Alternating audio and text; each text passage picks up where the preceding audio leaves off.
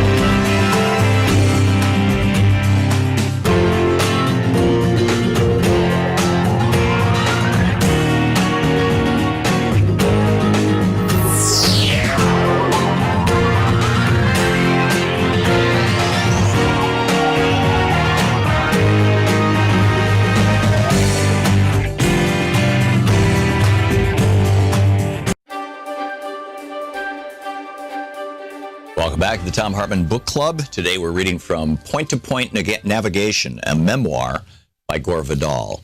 This is from the last two chapters, and we're reading from page 258. In 1961, a new president of the United States, John F. Kennedy, was inaugurated at the age of 43. With him, a new generation had taken the crown from the older generation as represented by General Eisenhower. There was triumphant talk of a new frontier, presumably to be crossed by all of us into a bright new land where the only shadow that marred the prospect was that of the hideous, murderous specter of international communism centered upon the Soviet Union, against whom JFK had sworn to bear any burden to ensure the ultimate victory of freedom, liberty, and so on. But early on, starting in 1959, under the general direction of then Vice President Richard Nixon, who had many interesting Cuban mob connections. Yes, Bibi Rebozo, his mysterious friend, was also linked not only to mobsters, but to the Cuban dictator Batista, who had been overthrown by Fidel Castro, to the annoyance of the mob, an annoyance that turned to fury when Castro shut down, if only briefly, the mafia-run Havana casinos. Elements of the CIA were soon attempting to murder Castro, who, like all Nixon enemies, was, if not yet a communist, worst, a communist dupe. The presidential election of 1960 was a close one, fought by Nixon and John Kennedy, an attractive Massachusetts senator whose father had, ironically, dealings with many mobsters during the pre-World War II period, as well as at the time of the prohibition of alcohol. The late film producer Ray Stark told me how, during the short presidency of JFK, Joe Kennedy and Frank Costello, the retired New York mob overlord, would often have dinner at Kennedy's Central Park South apartment and rehash old crimes, often in the country of a retired teamster who gave great massages. Joe's mob connections were useful to Jack in the 1960 election and could easily have saved JFK's life in 1963 had Bobby Kennedy, in the interest of building himself up in the public eyes, not started arresting important mobsters, particularly in the so-called Appalachian Mob Conference, bust, where they had all come together to confer about the secession of the leadership of the New York mob. I've long since forgotten how I first heard of the plot to kill JFK, while I had no idea at all of the Kennedy brothers' plot to kill Castro on December 1st, 1963, until I read a recent book by Lamar Waldron and Thom Hartmann called Ultimate Sacrifice. It was assumed that the Cuban Missile Crisis of '62 had sufficiently alarmed JFK and Castro's mentor Khrushchev so that they jointly backed down, putting an end, so everyone thought, to such dangerous adventures. JFK had pledged not to invade Cuba if Castro would allow inspections of any remaining missiles on the island. Since Castro did not cooperate, JFK then regarded his pledge as inoperative. In the spring of 1963, according to Ultimate Sacrifice, more a literal than an ironic title, John and Robert Kennedy started laying the groundwork for a coup against Fidel Castro that would eventually be set for what they called C-Day, December 1st, 1963. Bobby, like Nixon before him, was in charge of what would be the most secretive operation of its sort in our history. Since the CIA had, in the eyes of the Kennedys, botched the 1961 Bay of Pigs invasion, the Department of Defense was to be in charge of this adventure, which would first engage mob hitmen to assassinate Castro and then replace Castro with a provisional government that would implore the United States to come to its aid and restore order. Ours is a society riddled with plots of every kind, from, let's say, one to bribe certain members of Congress to cheat Indians of their casino money, to the financing, often secretly, of numerous presidential elections, while simultaneously great companies like Enron cheat customers, stockholders, and employees. Yet everyone who draws attention to all of this corruption is quickly denounced as a conspiracy theorist who means to undo the great fiction that anything truly wicked, at least in the murder line, must be the work of a solitary lone nut who is simply evil. Hence the setting up of Lee Harvey Oswald as the lone crazed killer of JFK, despite his own brief but presumably accurate statement after his Dallas arrest, "I'm the patsy."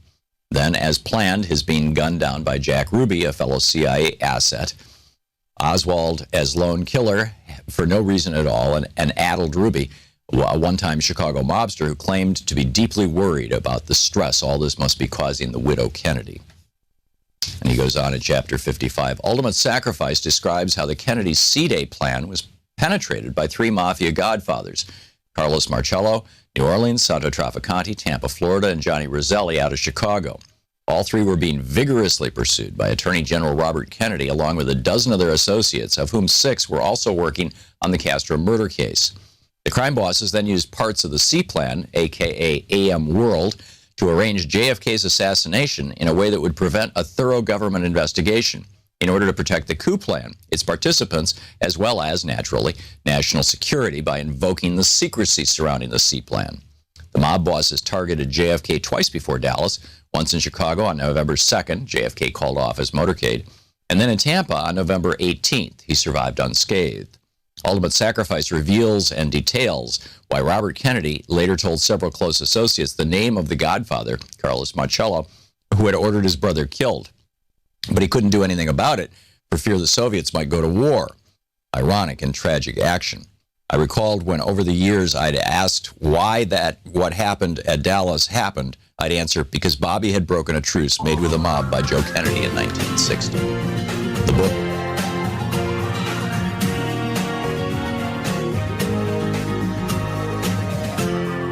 This is the Thom Hartmann Program. Well, top of the morning to you. It's Tuesday, November 17th, and on we go, right? We're moving toward, hopefully, a reasonable America.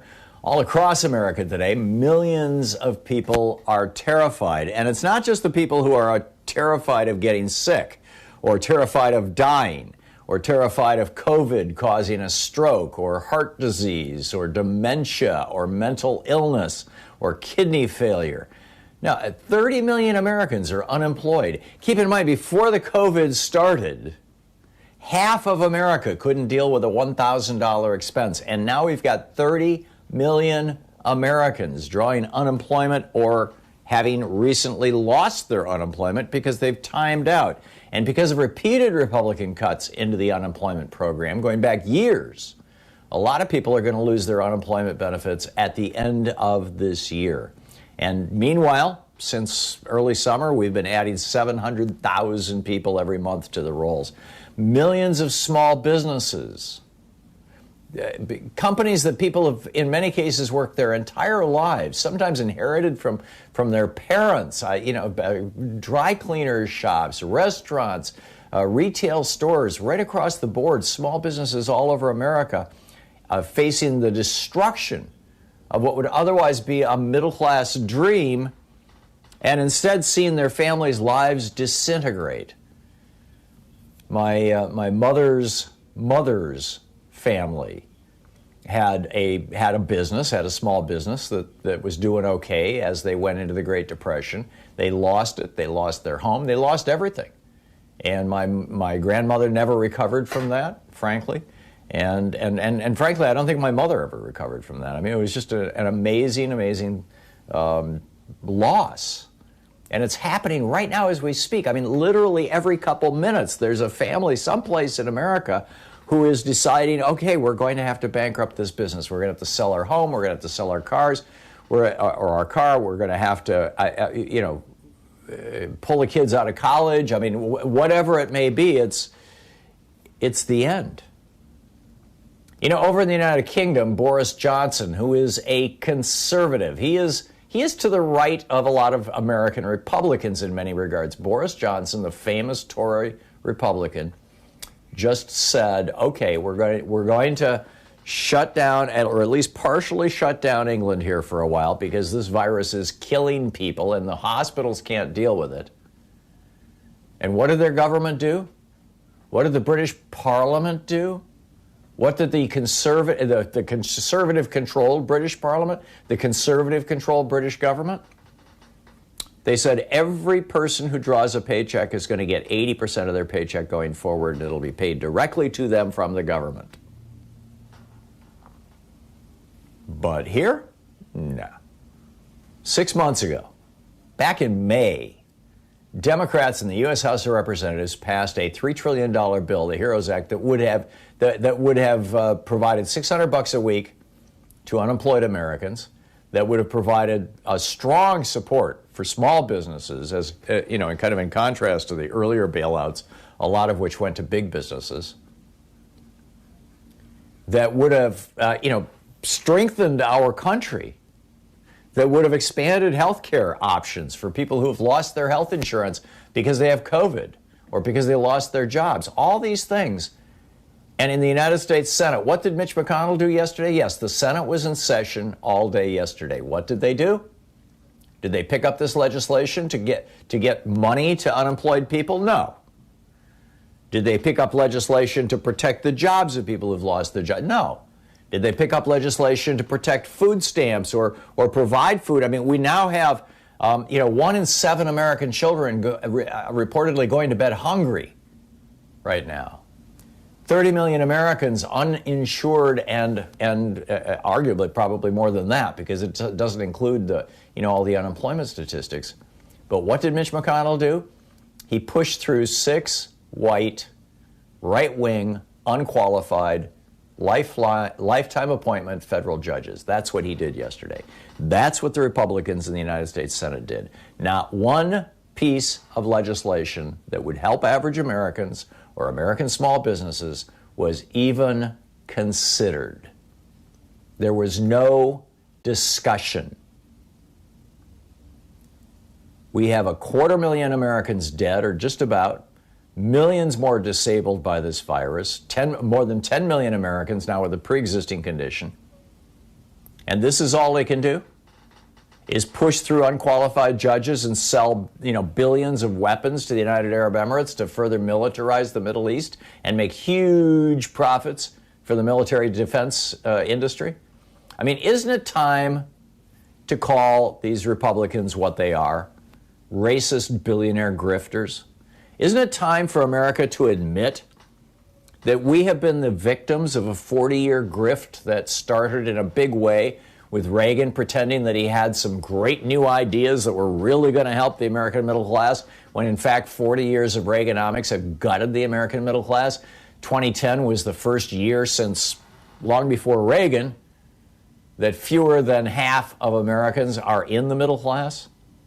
I mean, this is today's Republican Party. They campaign on, we are the champions of right to life. Right. But they fight every effort to help Americans stay alive and stay healthy. They say, we're in favor of the little guy. But they give $2 trillion in tax breaks to billionaires and say, oh, but we can't afford to write off the entire nation's student debt, $1.5 trillion. We can't afford that. That would be inflationary. We'll give $2 trillion to the billionaires, but $1 trillion to the billionaires, but $1.5 trillion for student debt. Nah, we can't. We could never do that. And really what they're saying when they say that is that they don't want to cut they don't want, it wouldn't even be taking money away from the big banks that have loaned this money out. because they'd be paid back. They would just lose their ability to make a profit going into the future. In other words, there'd be no pain for the billionaire class, just no more ongoing pleasure at the expense of millions and millions of Americans. They say that they're the party of Christian values, but they fight every effort to give food to the hungry, to give health care to the sick, to give housing to the homeless, to give help to the poor. They claim to be the party of new ideas, but they insist on over $600 billion a year in government subsidies to the fossil fuel industry and its billionaire CEOs who are literally killing our planet while they block assistance, even modest assistance, for 21st century energy solutions. They say we're in favor of America having a bright future and being a shining city on the hill. But they do everything they can to destroy America's public education system. They say they care about all Americans, but their judges, and elected officials, which is pretty much all they've done for the last 4 years, are almost uniformly white, wealthy, and outspokenly opposed to any assistance to communities of color in a crisis. They talk about law and order, but wink and nod as drug companies and bankers and polluting industries not just rip us off, but kill us. They say they're for the working person, but they spent 40 years fighting worker safety provisions and any attempt to organize people into unions. They say bring the jobs home, but the USMCA that Trump brags about actually increases the tax breaks that big corporations get when they move their jobs to factories in Mexico. They say they believe in elections, but they're fighting like tooth and nail to stop at least half of America from voting. Americans are figuring out that Donald Trump has been a criminal, a con man, and a grifter his whole entire life. But the simple truth is, that's the entire Republican Party since 1980 and the Reagan Revolution. When is America going to recognize this? This is the Thom Hartmann Program. When is the press going to stop behaving and pretending like the Republican Party is just another normal political party and start calling them all out for what they are, grifters?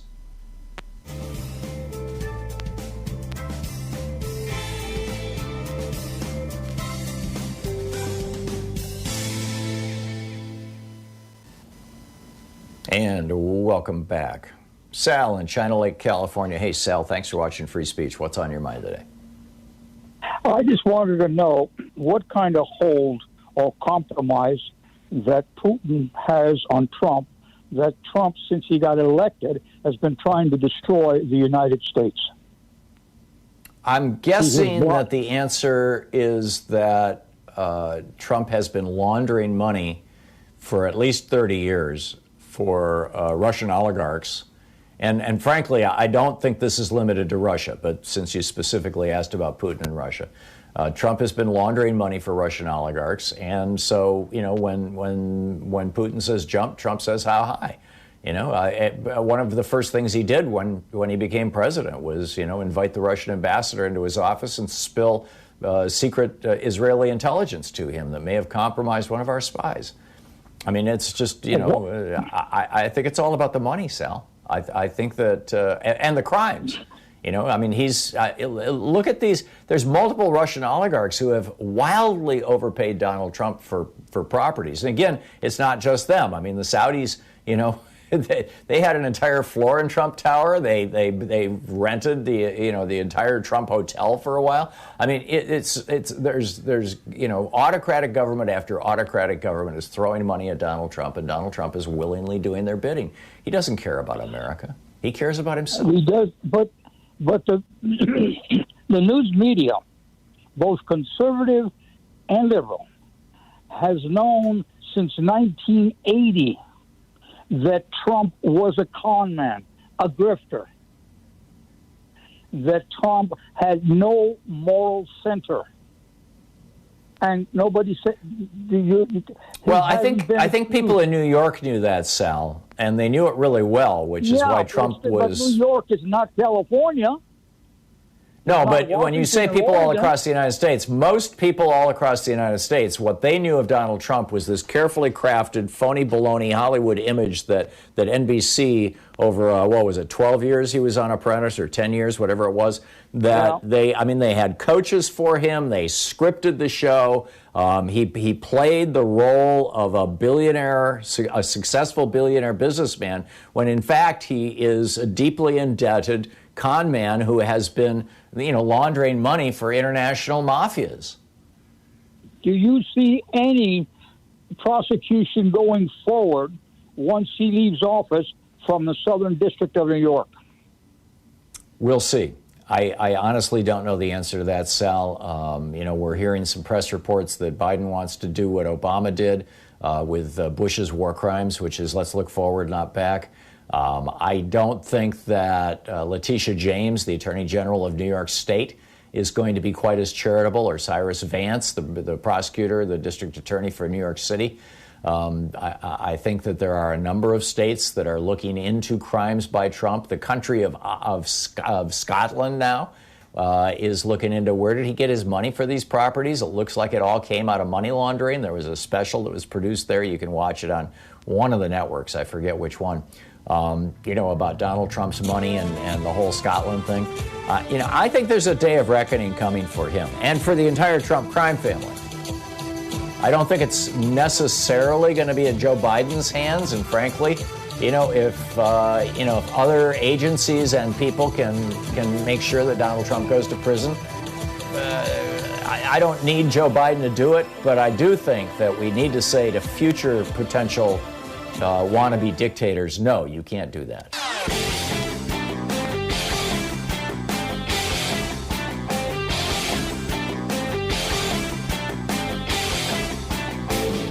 Share the Thom Hartmann Program with your friends. We're available on SiriusXM, Free Speech TV, Pacifica, commercial stations nationwide, YouTube, Twitter, Facebook, on the Thom Hartmann app, and you can even tell your smart speaker to listen to the Thom Hartmann Program. So we've got a new video up over at ThomHartmann.com for folks who are supporting the program about how big pharma, the big pharmaceutical companies, might be the lever that the healthcare industry uses to destroy Medicare for all, or even a public option as we move into and toward the Biden administration. And how do they do that? Well, they're spending $30 billion a year on advertising. The United States is the only country in the world, the only developed country in the world, that allows drug companies to advertise with very, very few restrictions on television. Only one other country, New Zealand, allows any kind of drug advertising on television. But in the United States, the door is largely wide open. And as a result, all of the television networks are hooked on money from big pharma and big health, as it were. You can check out all the details over at ThomHartmann.com with our new video for the supporters of our program. Thank you.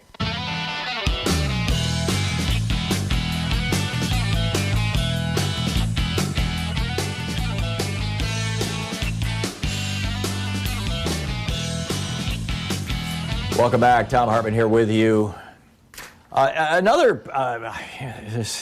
so much grift, so little time. A couple of other things that I thought are really worth mentioning. Mitch McConnell is, of course, the roadblock to everything, right? He is the hole where good legislation goes to die. That's a Mitch McConnell.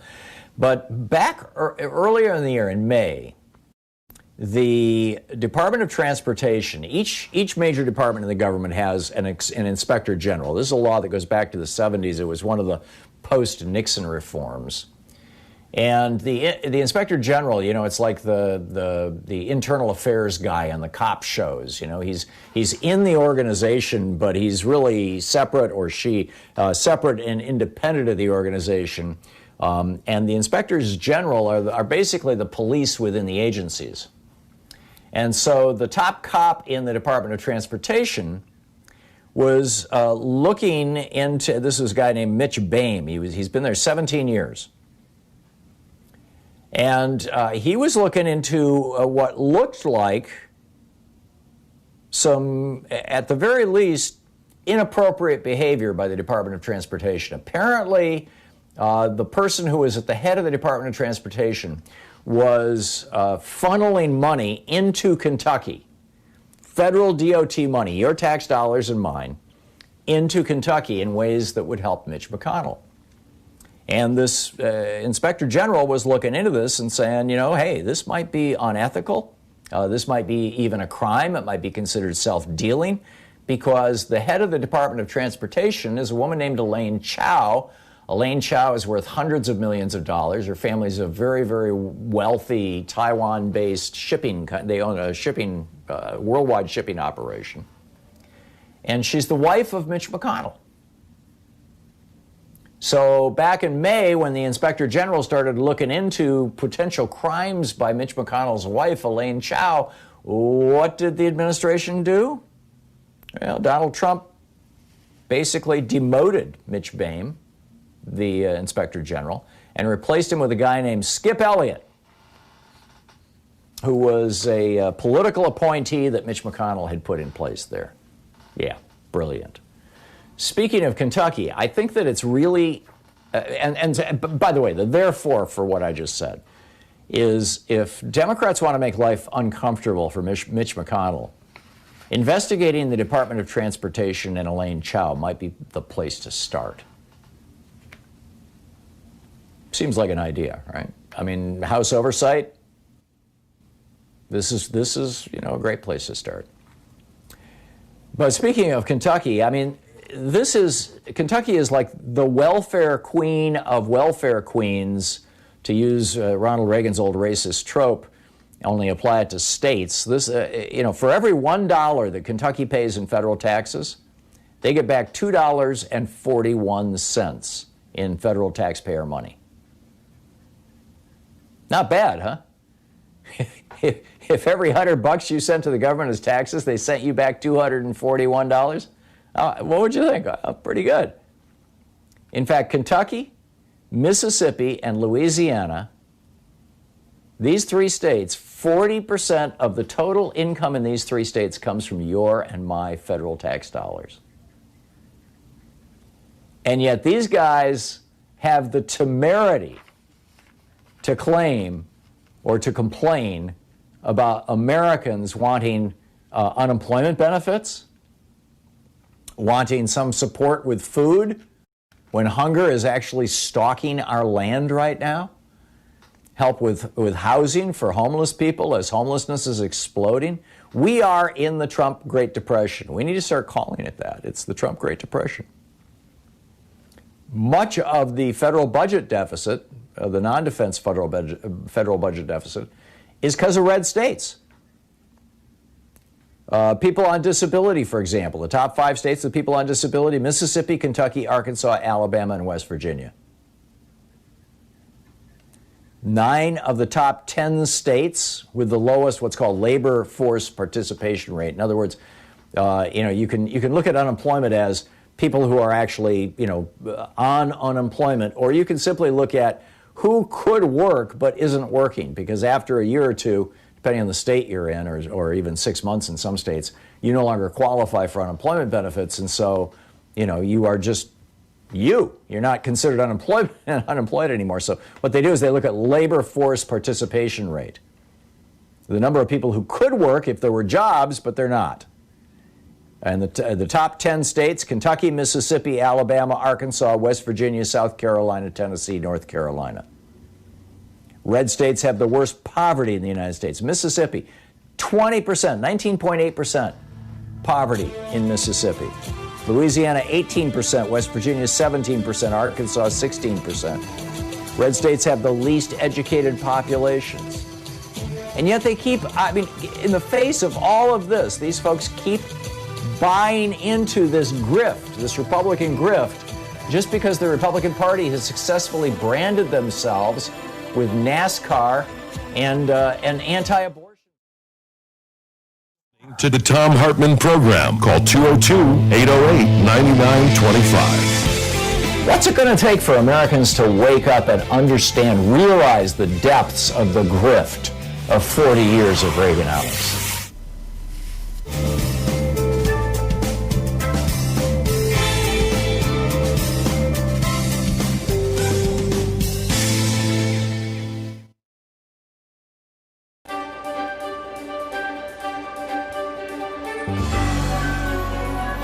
Our book today in the Thom Hartmann Book Club is Stand Up, Struggle Forward by Sanyika Shakur. This is a book that was written back in the late 90s, but it's still very, very timely. This is from the second chapter titled Class Antagonisms Inside the Fundamental Contradiction of National Oppression. Having just passed the 19th and quickly approaching the 20th anniversary of the LA Rebellion, we should be reminded here of what Rodney King whimpered as he stood in front of a bank of microphones surrounded by class enemies and neo-colonial politicians. We should remember how he'd been dressed in that non-threatening cardigan sweater, white shirt, and black tie, how his hair had been tortured into submission by a jerry curl. We should reflect as well upon how timid and spooked he looked, and on how concerned and stern those who flanked him were as well. That was a Kodak moment. It was staged to foster an image of contrition and resignation, submission, a victim. Rodney King had been led to believe, through a bourgeois sense of reasoning, that the rebellion was really about him, that the reason new Africans and Mexicanos took to the streets of South Central was the result of his filmed beating. That, of course, is typical of mechanical bourgeois thinking. What it's not typical of, however, is someone from the hood. And this cuts both ways. No one in the hoods and barrios ever thought it was about Rodney King. We'd all seen the film over and over like everyone else, but that was par for the course. We'd always seen that, long before anybody caught it on tape. Actually, we'd experienced much more than that. Why, it's safe to say that the hoods had gone to war with each other in vicious waves of internal, intra-class combat for much less than that, though because of a general colonial mentality which prevents the challenging of bottom-up oppression, the same hood forces will not, in any systemic way, wage war on the pigs, or for freedom, land, and socialism. Rodney King alone and of his own accord would not have thought to hold a press conference to ask the asinine question in the form of a whimpering request, can't we just all get along? The fact of the matter is, we are getting along. New Africans and Mexicanos are getting along just fine. What we couldn't understand was why he was admonishing us for getting at the exploiters of our communities. The impression he gave, with his handler's hands up his back like a ventriloquist troll, was that a race riot was going on, as if we had all begun to kill each other or burn and rob each other's homes. His handlers compelled him to send up a false flag, a diversion. But you see, this was the very thing that exposed the class interests and reactionary politics of the Uncle Toms that had been designated to handle him, and by extension, us. Let's go back for a minute. Let's talk social development, aka history. There exists a fundamental contradiction in our lives that, like an elephant in the room, no one wants to acknowledge. As a consequence of the war waged upon various African nations by European powers, those of us captured and kidnapped were taken out of our own self-determining social developments and violently forced into Euro-American history. This is not simply a clever play on words. This is a reality. We lost the ability to control our own destiny. Read that again. From that time until now, the fundamental basic contradiction between the U.S. oppressor nation and our own oppressed and colonized nation has been the governing imperialist relationship, which is to say, us not being in control of the qualitative factors that determine our lives as a people, as a nation. Our tradition of struggle against this fundamental contradiction has taken many forms, some hidden or obscured, some open and hostile. But all of these have been open to resolve the fundamental contradiction and to regain our independence. While there have been some bona fide struggles to resolve the contradiction, there have also been reactionary neocolonial struggles waged by internal enemies loyal to the oppressor nation and culture that have tried time and time again to subvert and control our destiny for the benefit of the capitalists. They've come among us, always imposed from above, stirring up emotions and giving lip service to progress, equality, justice, and prosperity. These always within the colonial confines of the oppressor's arrangements, and none collectively ever materialize, because without a resolution of the fundamental contradiction, that is the freeing of our productive forces from U.S. imperialism and the governing of our own affairs, we'll remain a minority within the American system as opposed to a majority in our own, and subjected to the established bourgeois social contract, i.e. colonialism, neo and post. We can parade all through the empire with black congressmen, black mayors, black governors, black police chiefs, black Supreme Court justices, hell, even a black president. And absolutely nothing will alter the genocidal relationship that governs our national oppression here, because the blacks are part of the colonial apparatus. They have made a strategic alliance with the capitalist imperialists to act as go-betweens in our oppression and exploitation. This is a conscious class stand.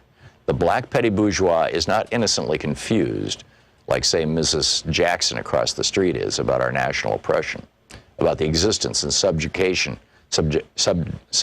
of New Africa. They are well-read, have traveled in our experience. They've just chosen sides against us and in favor of our historical enemies. And the sooner we recognize and internalize this, the better off we'll be. Black ain't nothing but a color. As a designation of our national identity, it has played out. It is a superficial understanding at best and a foolish and dangerous analysis at worst. We have no collective control over the qualitative factors which determine our lives. We do not, in other words, control our destiny, not as a people or a state. The book is Stand Up, Struggle Forward by Sanyika Shakur.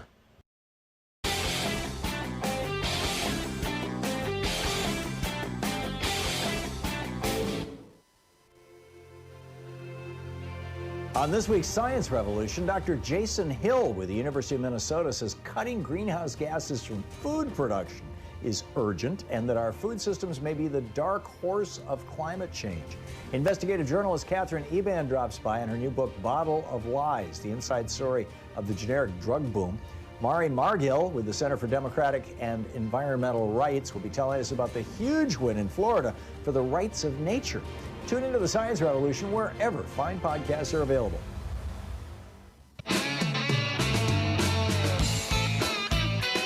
Welcome back. Thom Hartmann here with you. By the way, in the second and third hours of our program, Howard Polskin is going to drop by. He's got this new website called The Writing, RIGHTING, that compiles all the right-wing or some of the most toxic pieces of the right-wing infosphere. Well, it's mostly websites and so-called news sites every day. I've been getting an email for a while. I occasionally share it with you. It's going to be a fascinating conversation. And in our science segments today, Theresa Brown is going to be talking about how COVID and the COVID task force needs nurses on it. And Ellen Montgomery will be here about the Trump administration's efforts to open up ANWR, the Arctic National Wildlife Reserve, to oil drilling and how that could be absolutely catastrophic. So stick around. That's what's coming up in the second and third hour of our program today. Wow, what a day, huh? Dwayne in Lincolnville, Kansas. Hey, Dwayne, what's on your mind today? Well, I was just going to tell you, hi, Tom. I was just going to tell you that Donald Trump isn't going to admit defeat here. He's never going to concede. It's all about money to him. As long as he is playing the victim and saying he was cheated, he can milk people out of as much money as he can, and he's never going to ever concede. Yeah. I think it's not just the money. I think that he was so psychologically wounded by the way that he grew up, by his father basically being a psychopath himself, and his mother being just disgusted with the whole thing and sending him off to military academy or a school that pretended to be a military academy. And then when he came home for the summers, his mother would go to Scotland to play high society, grand dame, and not bring him. This is a kid who grew up without parents. This is a kid who grew up getting whatever he wanted, whenever he wanted it. He was the center of the universe. He raged at his nannies and his teachers. He hired people to take his exams for him. He's got an extraordinary sense of entitlement. And in addition to being a psychopath, he's a narcissist. And I think he's actually delighted, frankly. I think he's getting pleasure out of a couple of 100,000 Americans dying. And I realize how strong that sounds, but I'm not the first one to have said that. I've had several psychologists and psychiatrists on this program saying the same thing.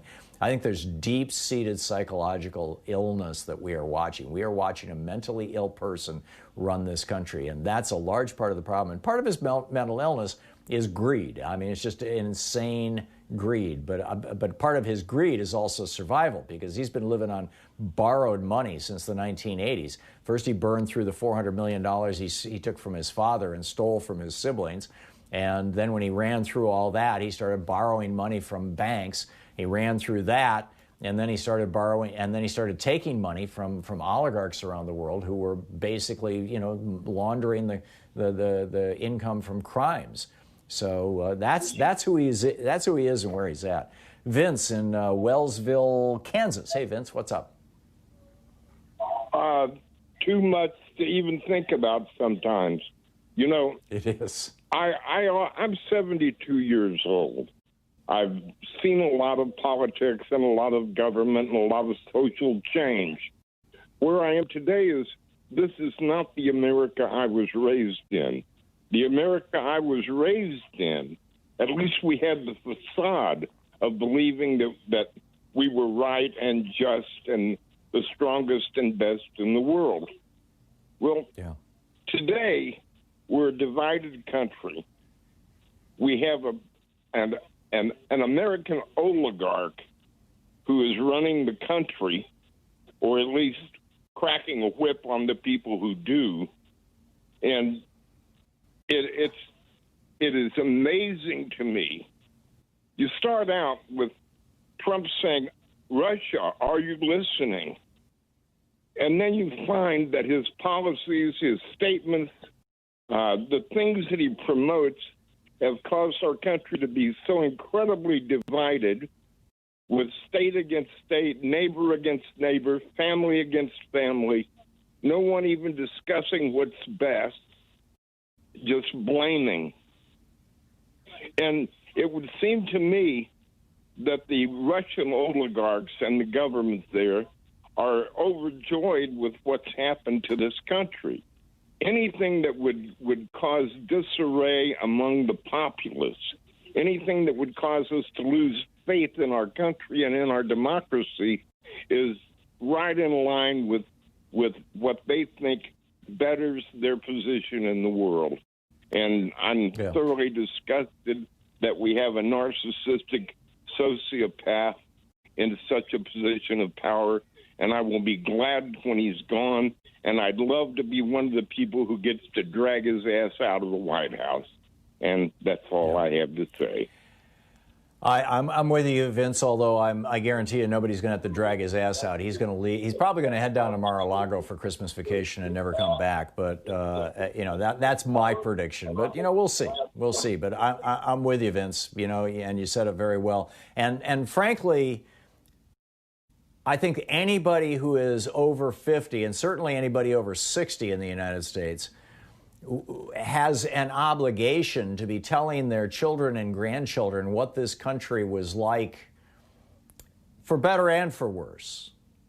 But what this country was like when we didn't have billionaires fueling phony grassroots insurgencies like the Tea Party and Freedom Works and all this kind of stuff. And we didn't have billionaires writing all of our laws. And there was an American middle class.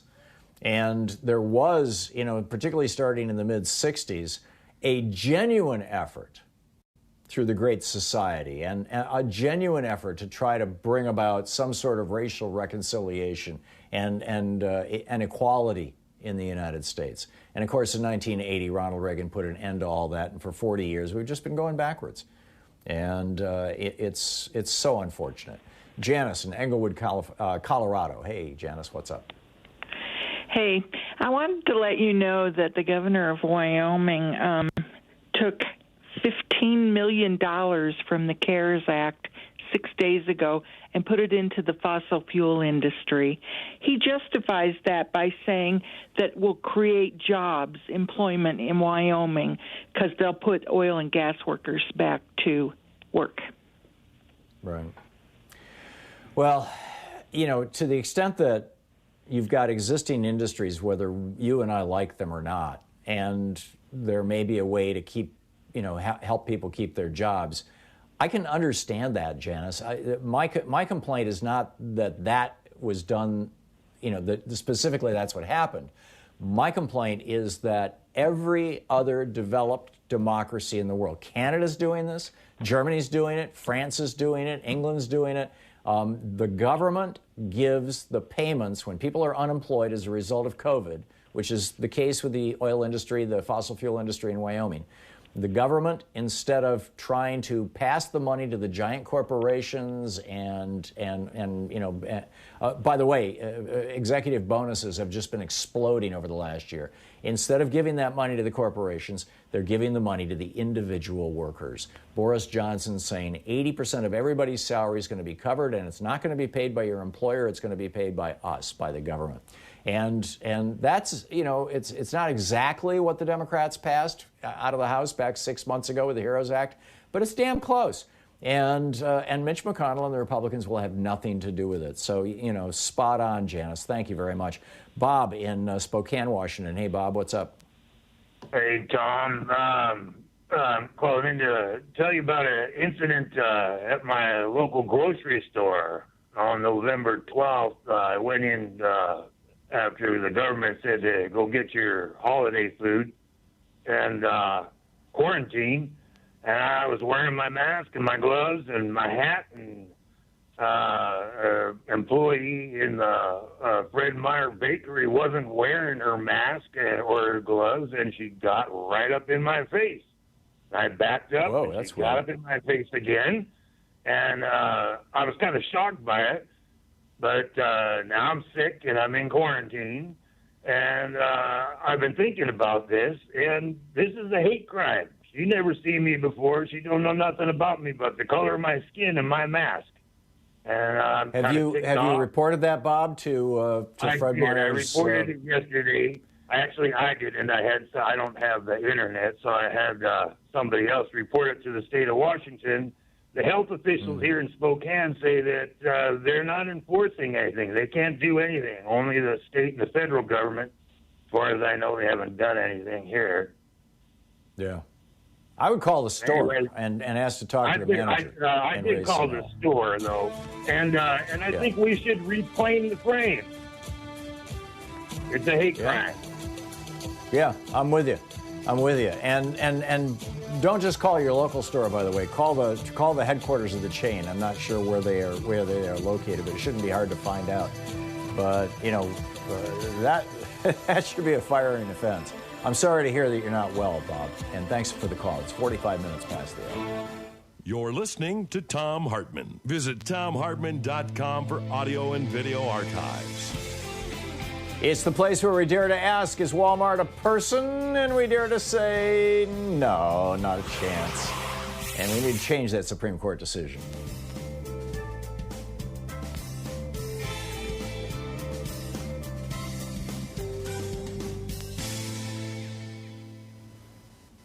And welcome back. Jared in Downington, Pennsylvania. Hey, Jared, what's on your mind today? Just recovering. My dog died Saturday, 14 years old. Very sad weekend for me. Yeah, but you want to know the really crazy part? If we had kept her 3 days in the hospital because she was very sick, but she died right away when she got there, it would have cost us $3,000 to house her there. Like, that's insane. But, like, even our animals need Medicare for all at this point, because this is insane. It seems, honestly. Yeah, you're right. I think one of the problems we got in America is we are so right-wing oriented. We have this propaganda of hyper-capitalism, individualism, and the market knows all, and it's a load of rubbish. It really is. I mean, I think one of the big things, the problems, is that it's not that we don't have movements. We don't have, protests. We got protests and all of that stuff. I mean, it's good, but it's not going to change anything. We need to get out to the masses and start educating them about what capitalism is, why it's screwing people over, and how we can change it.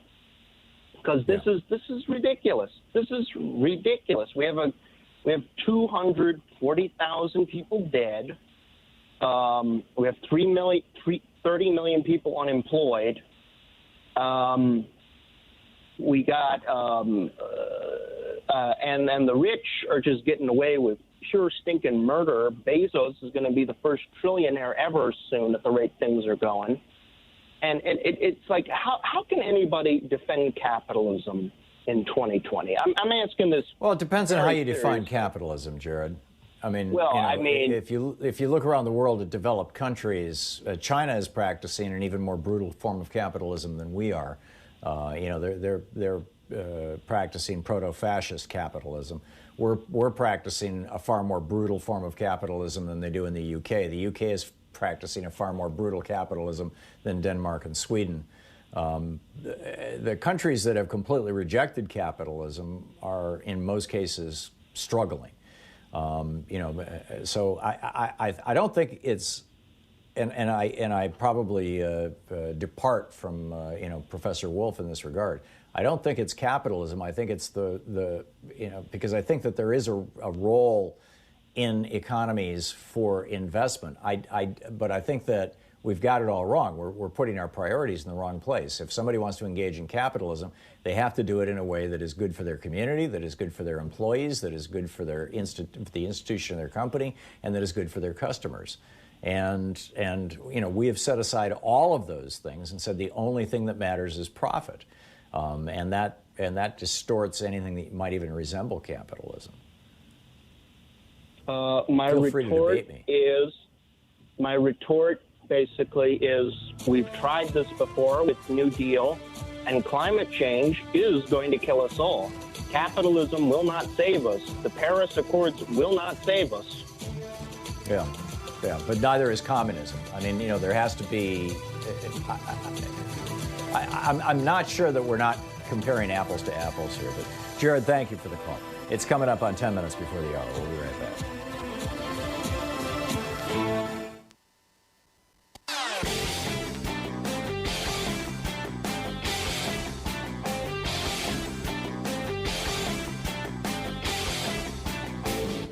I'm speaking at the Billionaires 2020 conference. It's running December 5th and 6th and 12th and 13th. My keynote is how all life is organized around democracy. Tickets are available at Billionaires.org, and there's a 20% discount with the code TOM, T-H-O-M. So John Kasich was recently on CNN talking about how Democrats need to be listening to rural America, words to that effect. No, I think Democrats need to be talking to rural America and reminding rural America that it was a Democratic president that got them Social Security. It was a Democratic president that brought electricity to rural America, the RTA through, or the REA rather through the Franklin Roosevelt administration.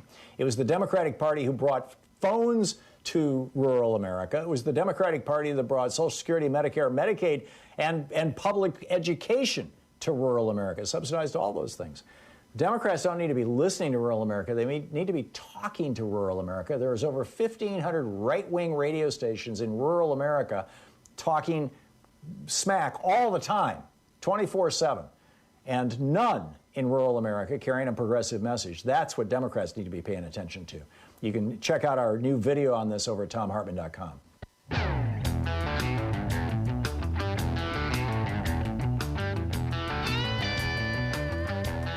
Oh, welcome back. Thom Hartmann here with you. Charles in Elkhart, Indiana. Hey, Charles, what's on your mind?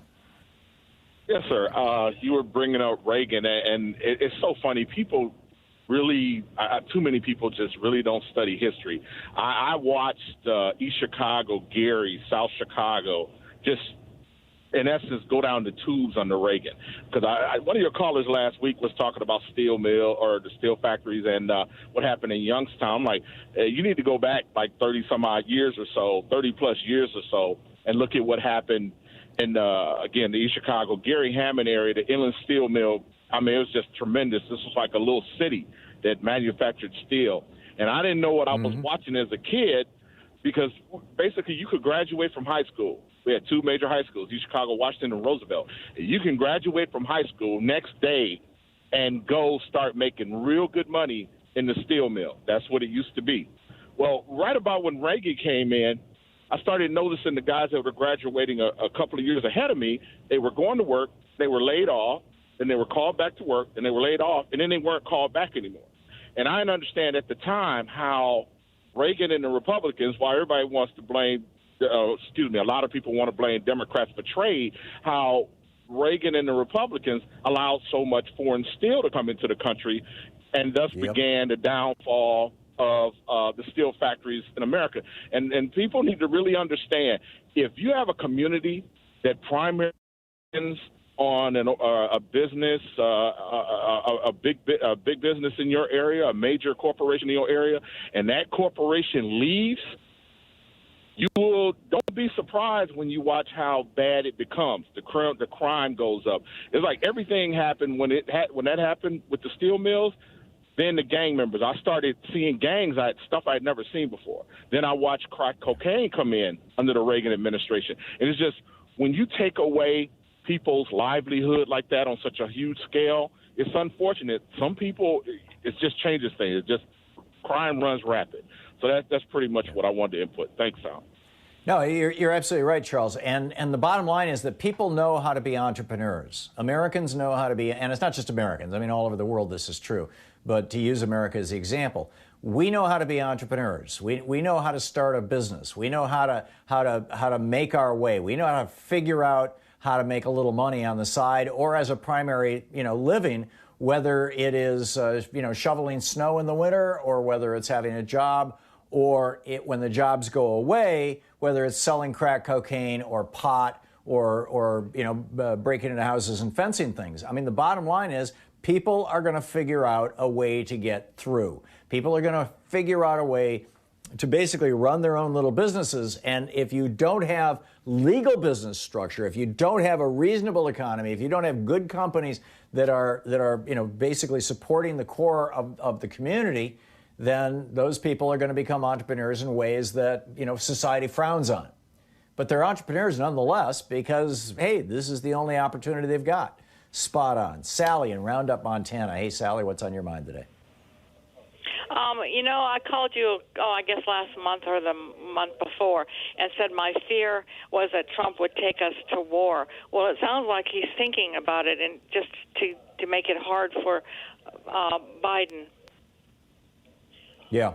Well, apparently last week or the week before, he asked the Joint Chiefs and others in his circle to provide him with options for attacking Iran. And one of the reports I've read says that they came back to him and said, you don't want to do that. It could spin out of control. It would be a terrible legacy for you. You would be viewed as, the idiot who started that war in the Middle East. Others, and that's probably like the John Bolton contingent and the Bibi Netanyahu contingent, are saying to him, oh, yeah, this is the way to do it. Yep, we got to get rid of Iran now while we can. And we've got this alliance between Israel and Saudi Arabia and the United Arab Emirates, the anti-Iran alliance. And so no better time than now. And I'm with you, Sally. I'm very concerned about it. And but, let your elected officials know. 202-224-3121. You can call any member of Congress at that number. Don in Seattle. Hey, Don, what's up? Hi, you hear me? Hello. So, yes. Okay. So, I love Bernie Sanders, but I think he made a huge mistake, and that mistake is this: Paul Krugman, Cornel West, and Noam Chomsky say Bernie Sanders is a New Deal liberal. He's a social democrat. He's not a socialist. But Bernie calls himself a socialist. And I've been telling people... Bernie does not call himself a socialist. When asked, he will say that he is an admirer of the democratic socialist system like they have in Denmark.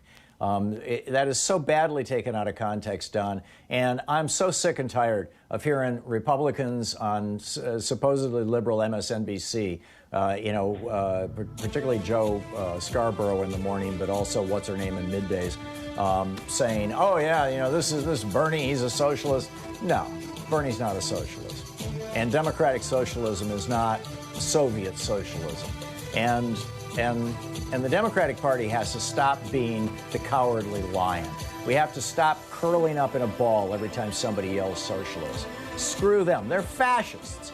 Let's start talking about whether the Republicans should be calling themselves fascists. You're listening to Thom Hartmann.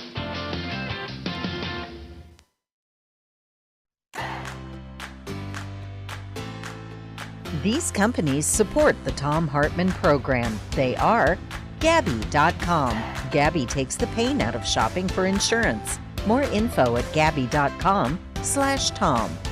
Teeth, Smarter Pet Dental Help. More info at teethhealth.com, code TOM. HelloFresh, delivering fresh ingredients and mouthwatering recipes. More info at hellofresh.com, code TOM. Bowl and Branch, crafted for the common good. More information at bowlandbranch.com, code TOM. ExpressVPN, the VPN that just works. More info at expressvpn.com/Tom. And CB Distillery, CBD for sleeping. More info at cbdistillery.com, code TOM.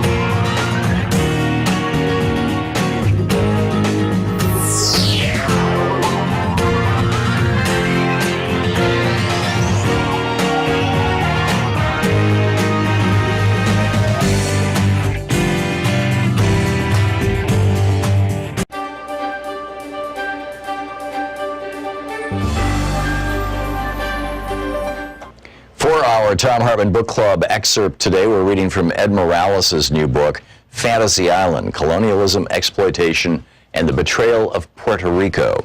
This is from the first chapter. There was never any doubt that the United States wanted Puerto Rico for its own when it began a war with Spain near the turn of the 20th century. Cuba had been in the throes of independence war with Spain off and on since 1868, and the conflict that began in 1895 seemed ripe for the United States to capitalize on. The sinking of the USS Maine, an American naval ship destroyed by an explosion while moored just outside Havana, fueled American entry into the war.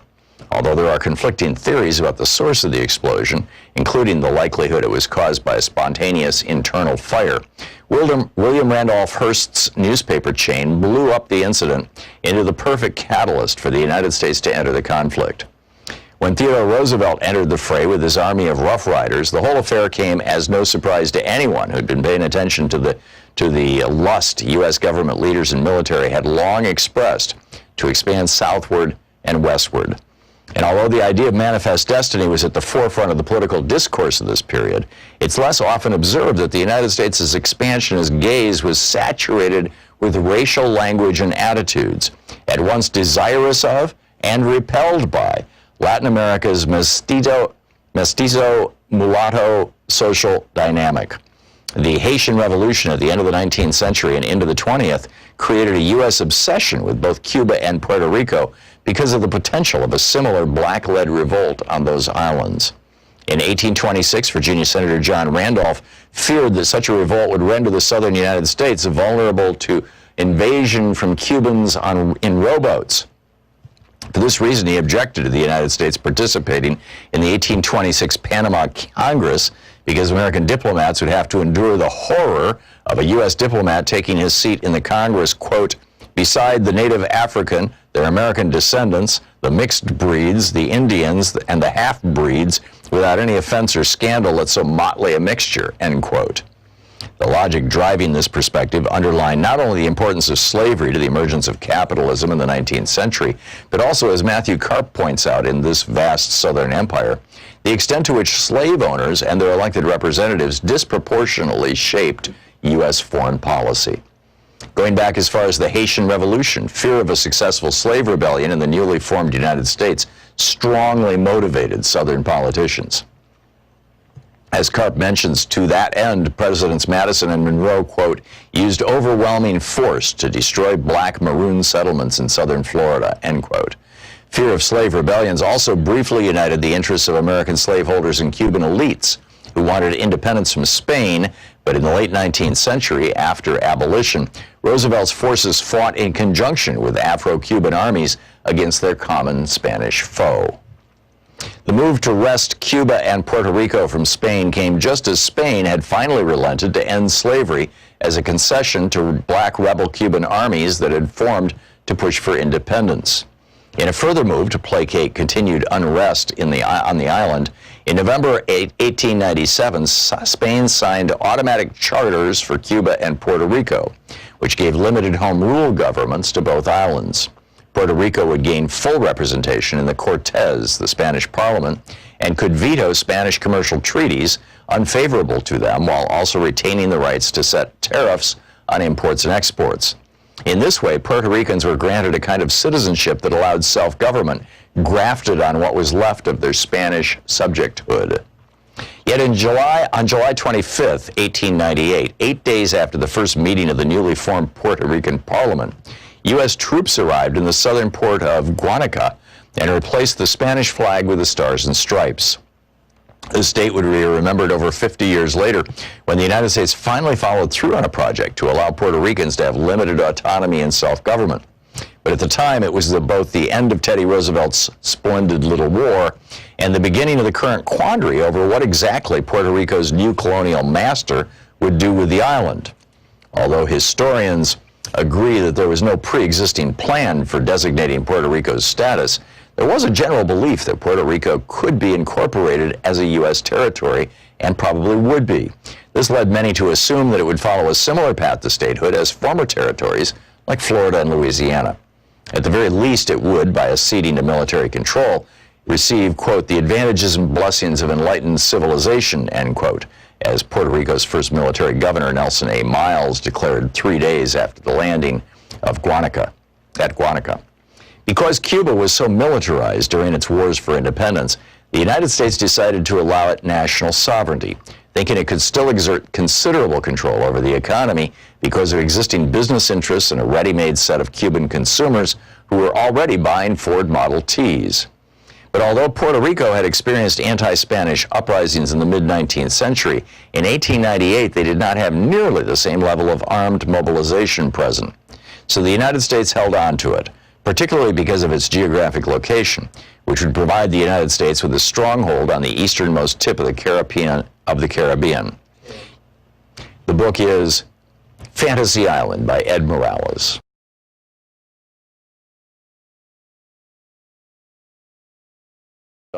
This country is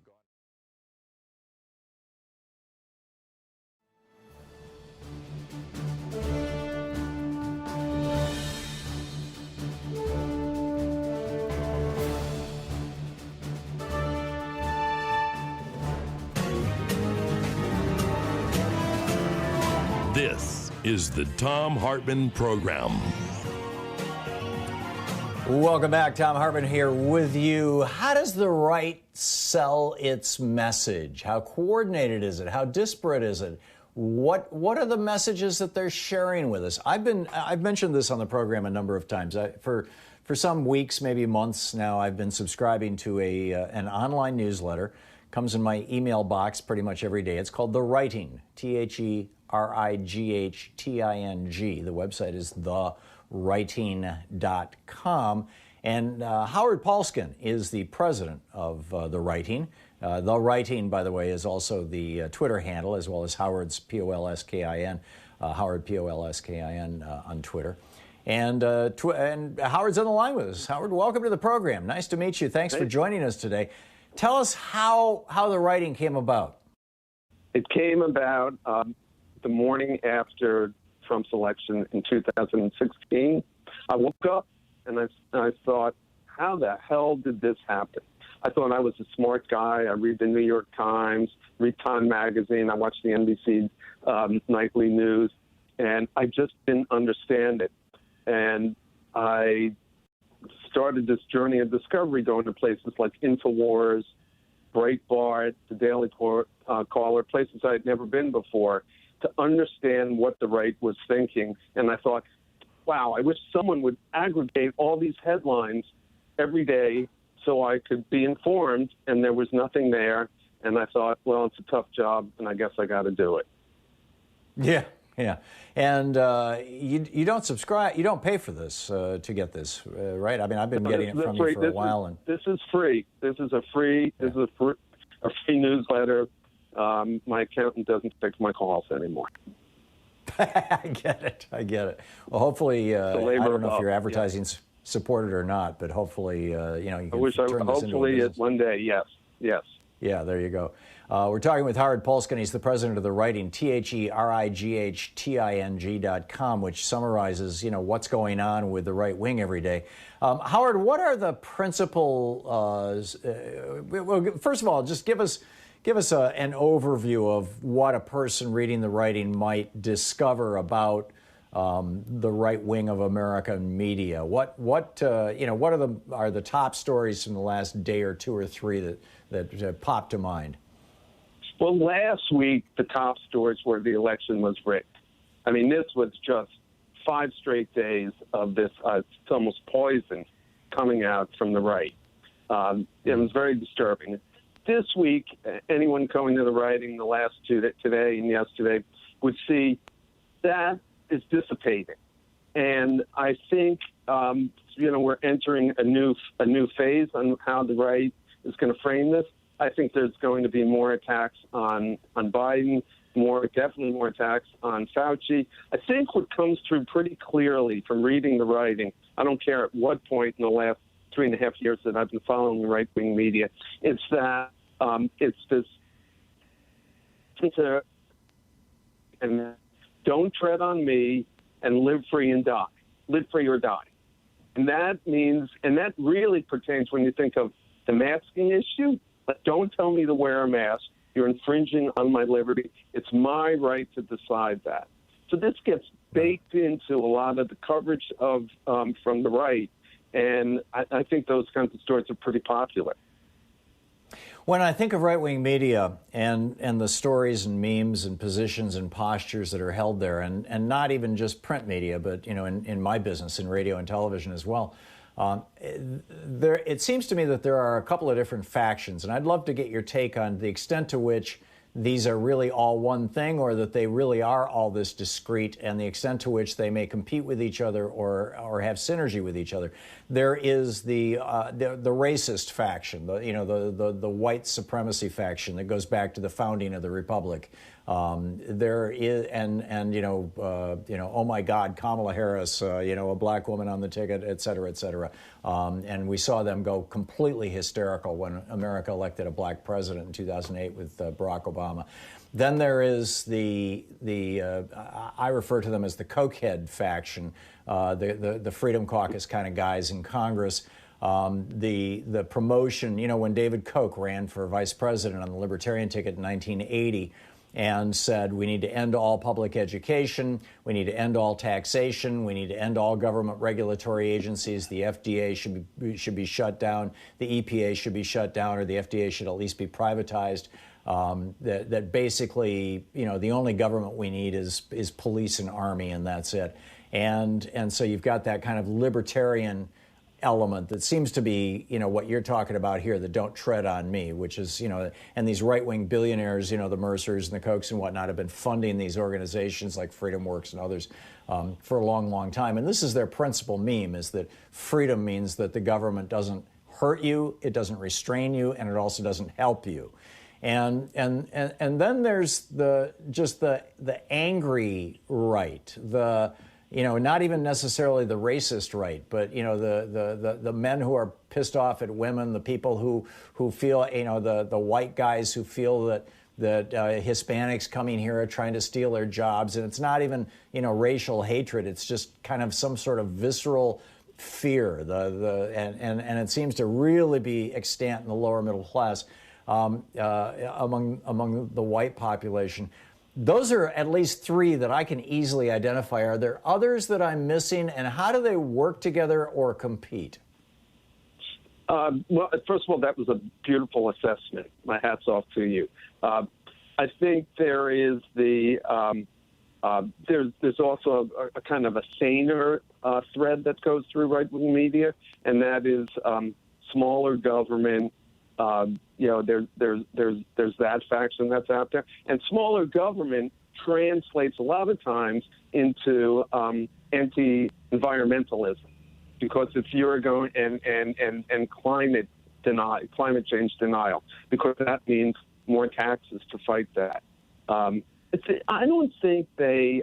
Yes, of course, they're all competing for an audience, but as we just seen in the election, there's a huge pool of listeners and readers out there.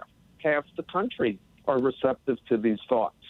And right now, as we all know, Fox News and its online component, foxnews.com, they're the 8,000-pound gorilla out there. And then there's everyone else. Right. It's absolutely fascinating. What we have about a minute and a half before we hit a hard break here, Howard. What are the trends? What are, often things are signaled in the right-wing media before they become real. What are you seeing right now that gives you pause? Boy, there's a lot. Every morning, it's always an eye opener. Like what scares me, and I think the animosity towards Joe Biden. I think that's pretty scary, and I think it's going to get much worse once the right-wing media drops their election is rigged narrative. They're going to focus more on Joe Biden, and they're going to come after Kamala Harris as well. Those seems like pretty good targets to me. And yeah, I think you're absolutely right. And we saw this with the Clinton presidency. We saw it with the Obama presidency. Delegitimize the person. Go after the person. I mean, Trump's questioning Obama's citizenship, essentially, was simply meta for, he's not really our president. And the message of unity has been attacked for the past week. That is just widespread. Like that is they're saying that's BS. Yeah, fascinating. If you don't subscribe to it, I recommend you check it out. It's free. It's fascinating. It's a daily wake up call. It's called The Writing. TheRightting,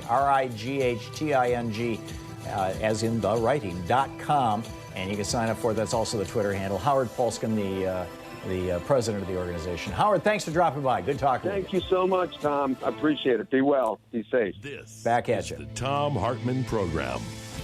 And we'll be back with more of the news of the day and your calls in just a moment. It's 15 minutes past the hour.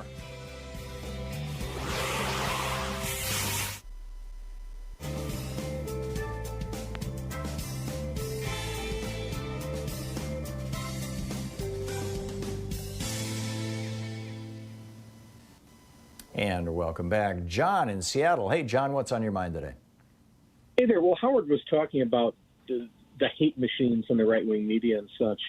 And what I wanted to talk about blends nicely into that, and that is in the COVID virus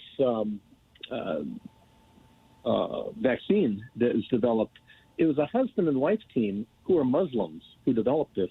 Right. In association not just Muslims. They're Turkish refugees, or their parents were Turkish refugees, gastarbeiters, the guest workers for Germany. Yeah, exactly. So beyond just the ironies of Trump's Muslim bans and things like that, I thought we could go beyond that to a teachable moment when we're talking with people we know who are Trump fans or whatever, to mention, because everybody is talking about this right now. Everybody's talking about the vaccine, number one topic.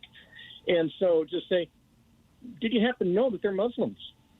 How can you support a preacher like Franklin Graham who says Muslims are wicked and evil?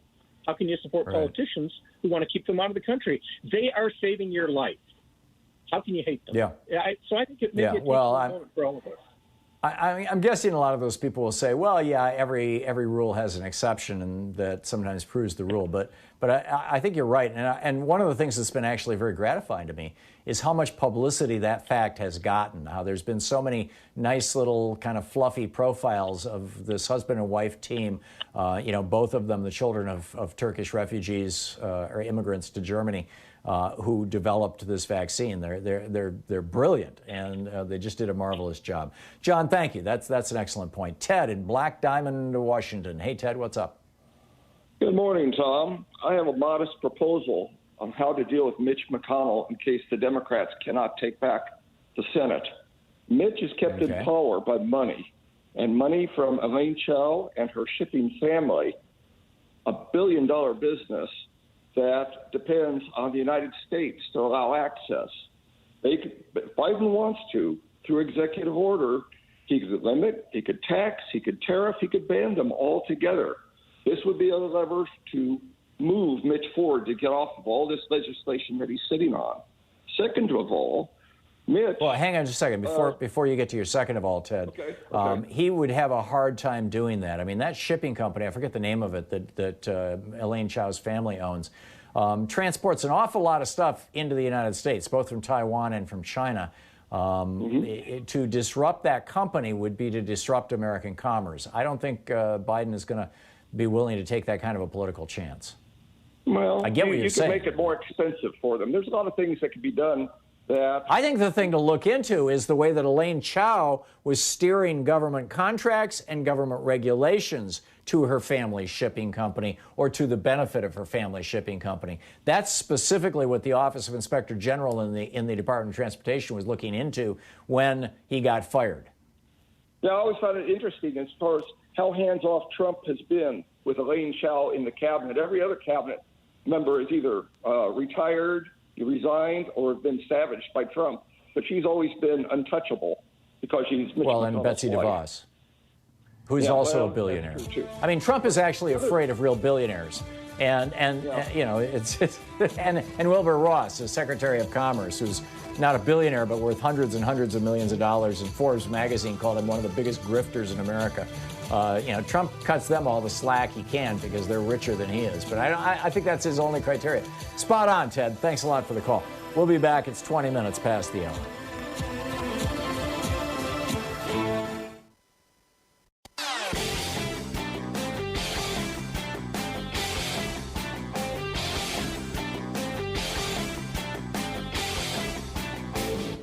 Share the Thom Hartmann Program with your friends. We're available on SiriusXM, Free Speech TV, Pacifica, commercial stations nationwide, YouTube, Twitter, Facebook, on the Thom Hartmann app, and you can even tell your smart speaker to listen to the Thom Hartmann Program. Did you know that there have been 8 federal judges who have been convicted and removed from the federal bench? 15 altogether have been impeached. 8 have been removed from office since, since the beginning. 3 of them since 1988, including one judge, Thomas Porteous down in Louisiana, who was impeached and removed from office for signing false financial declarations under penalty of perjury, which it turns out it looks like Clarence Thomas did for quite a number of years when he did not disclose, as he is required by law to do, that his wife was taking hundreds of thousands of dollars from the Heritage Foundation. That and his perjury around Anita Hill and others, there were numerous witnesses that didn't even get called, could legitimately spark an impeachment of Clarence Thomas. We got a video about this over at ThomHartmann.com for supporters of our program. Check it out.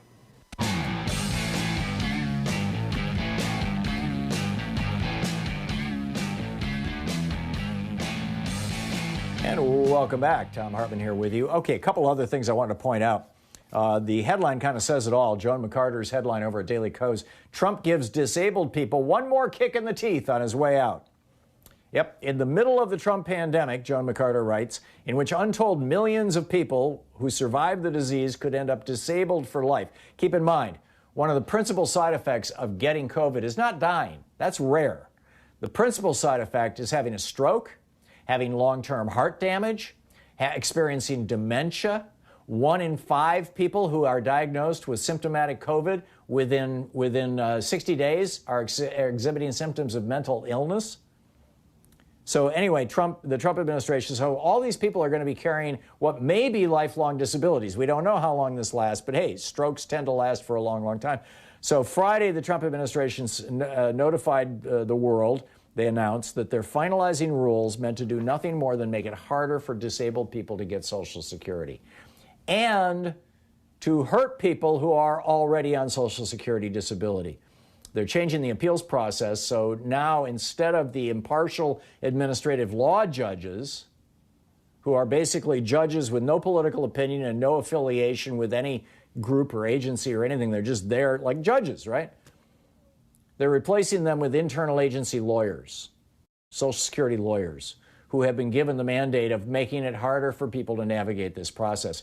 In fact, the administration says that this is going to save $2.6 billion. Well, how do you save $2.6 billion in Social Security? By not giving people benefits.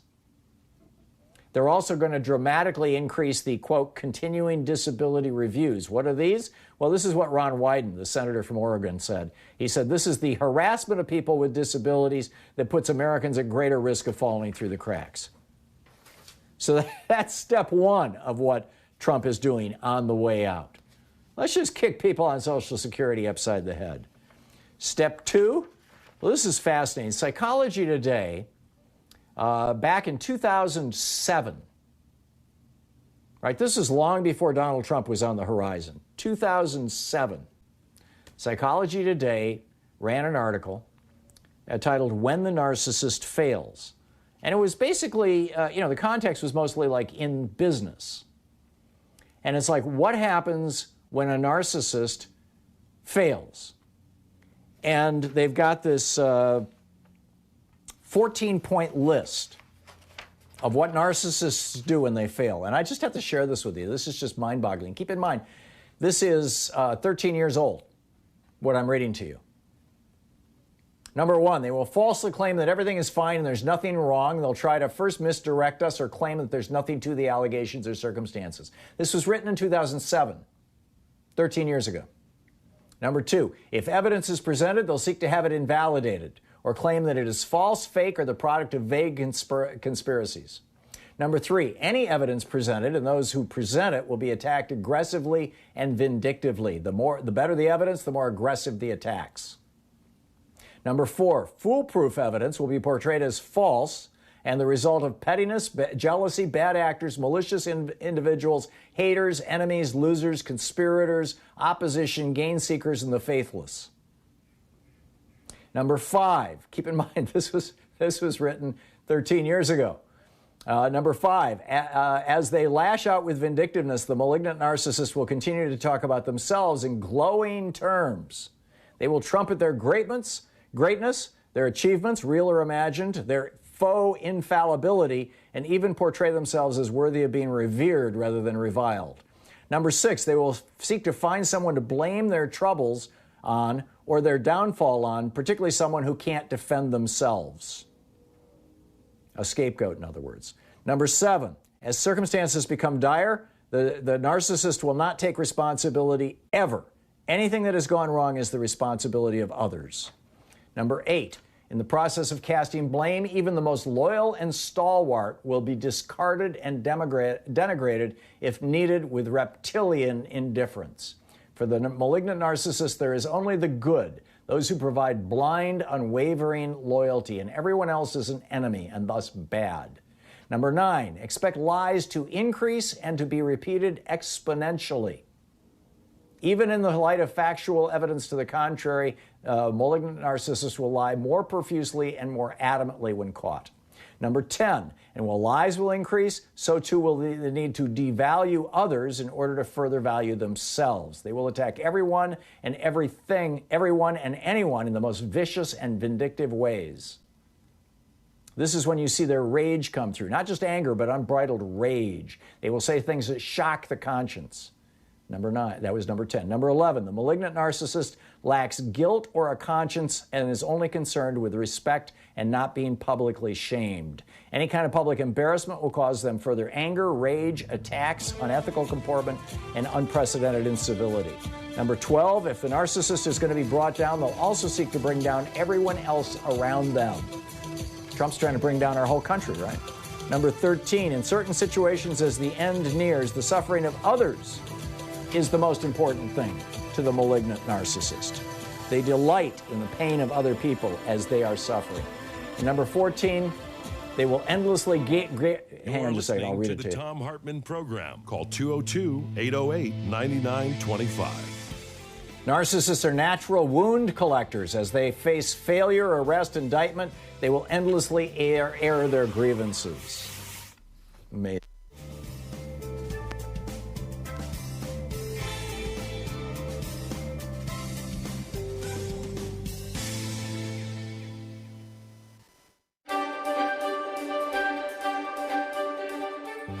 It's the Thom Hartmann University Book Club. Today we're reading from The Meat Racket, The Secret Takeover of America's Food Business by Christopher Leonard. This is from the prologue. It's titled The Hidden King. Nobody ever visits the stranded little community of Waldron, Arkansas. But even if they did, a tourist would never see the place for what it really is. Most outsiders would be fooled into thinking it was an actual small town. On any given morning, the residents awaken and begin their routine along Main Street. Old men park their pickup trucks by the curb in front of the Rock Cafe, which opens early for breakfast. As the cafe's booths and tables fill up, a congregation of old-timers in cowboy hats gathers in a loose ring of aluminum chairs out front, smoking and talking and stubbing out their cigarette butts in a bucket full of sand. Later in the morning, Chambers Bank in the south end of town opens up, and the tellers cheerfully greet customers by name. On Thursday at noon, the livestock auction opens in a cavernous barn on the north side of town, drawing crowds of ranchers who haul steel trailers behind their trucks, with cows staring out between the horizontal slats. In the late afternoon, teenagers park their cars by the gazebo south of the auction barn, proudly displaying their Mustangs and Broncos like big game trophies. These events have a rhythm of their own, the clockwork functioning of a small-town economy. But it's all just window dressing. All of it would cease to exist in a moment and have no impact whatsoever on the true Waldron or its true economic reason for being.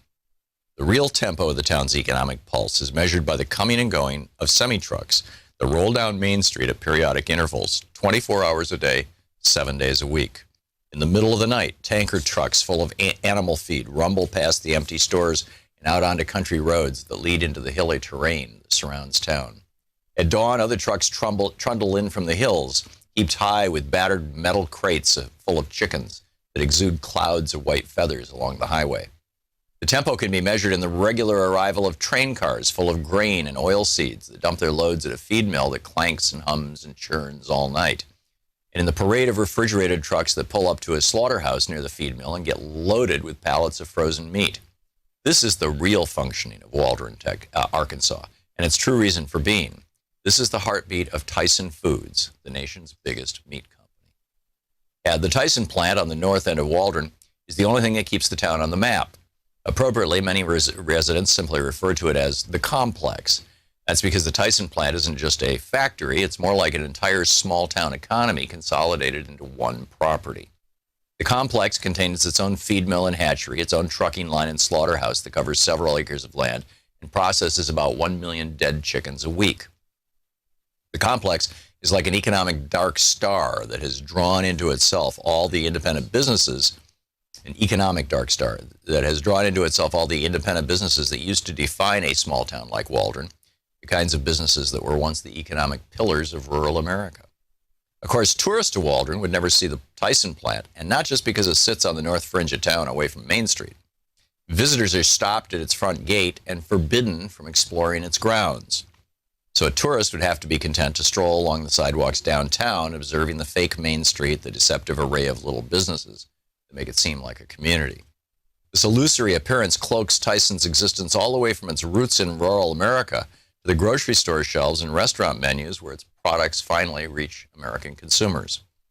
The average shopper is usually fooled when he or she peruses the meat aisle, seeing what appears to be an abundance of choices and products. Tyson brand name wouldn't necessarily stand out with its logo gracing just a handful of products. But the rotisserie chicken slowly turning in its oven, the Bonisi brand pepperoni, the Lady Astor brand chicken cordon bleu, the frozen chicken pot pie, and the Wright brand bacon all come from the same company, Tyson. And then there is all the unlabeled meat that Tyson floods into the U.S. food system every day. The meat served in cafeterias, nursing homes, fast food restaurants, and suburban eateries where more and more Americans eat their meals. There's a very good chance any of the meat purchased in these places was made by Tyson. Even if Tyson did not produce a given piece of meat, the consumer is really only picking between different versions of the same commodified beef, chicken, and pork that is produced throughout a system that Tyson pioneered. Tyson's few competitors have resorted to imitating the company's business model just to survive. This book aims to explore the vast hidden territory between the remote farms and towns like Waldron, where Tyson raises millions of animals, and the final point of contact where consumers buy the company's meat. Unseen between these two poles is a hidden power structure that has quietly reshaped U.S. rural economies while gaining unprecedented control over the nation's meat supply. Just a handful of companies produce nearly all the meat consumed in the United States, and Tyson is the king among them. The company sits atop a powerful oligarchy of corporations that determines how animals are raised, how much farmers get paid, and how meat is processed, all while reaping massive profits and remaining almost entirely opaque to the consumer. Because Tyson and its imitators are based in the geographic and economic fringes of America in forgotten places like Waldron, the company has managed to escape the scrutiny it deserves. While Tyson's operations are remote, the company's business practices affect virtually everyone. About 95% of Americans eat chicken, which means they almost certainly eat chicken produced by Tyson. And then it goes on from there. The book is The Meat Racket, The Secret Takeover of America's Food Industry by Christopher Leonard.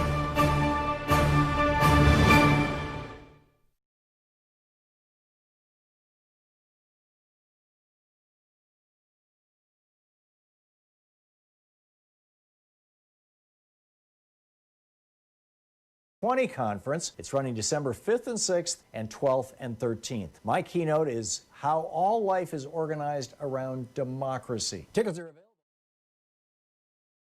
available. % discount with the code TOM, T-H-O-M. So we have a new video over at ThomHartmann.com for people who are supporters of our program.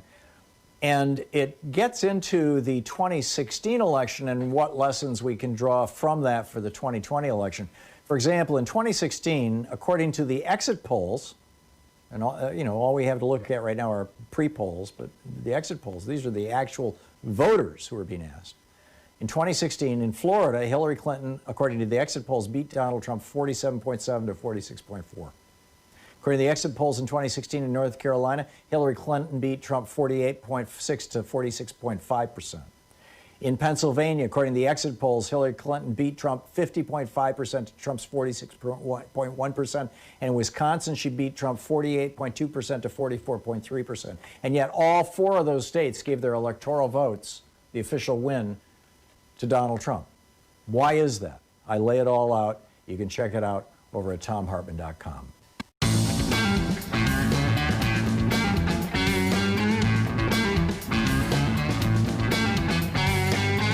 Welcome back. 35 minutes past the hour. Thom Hartmann here with you. Stephen in Kirkland, Washington. Hey, Stephen, what's on your mind?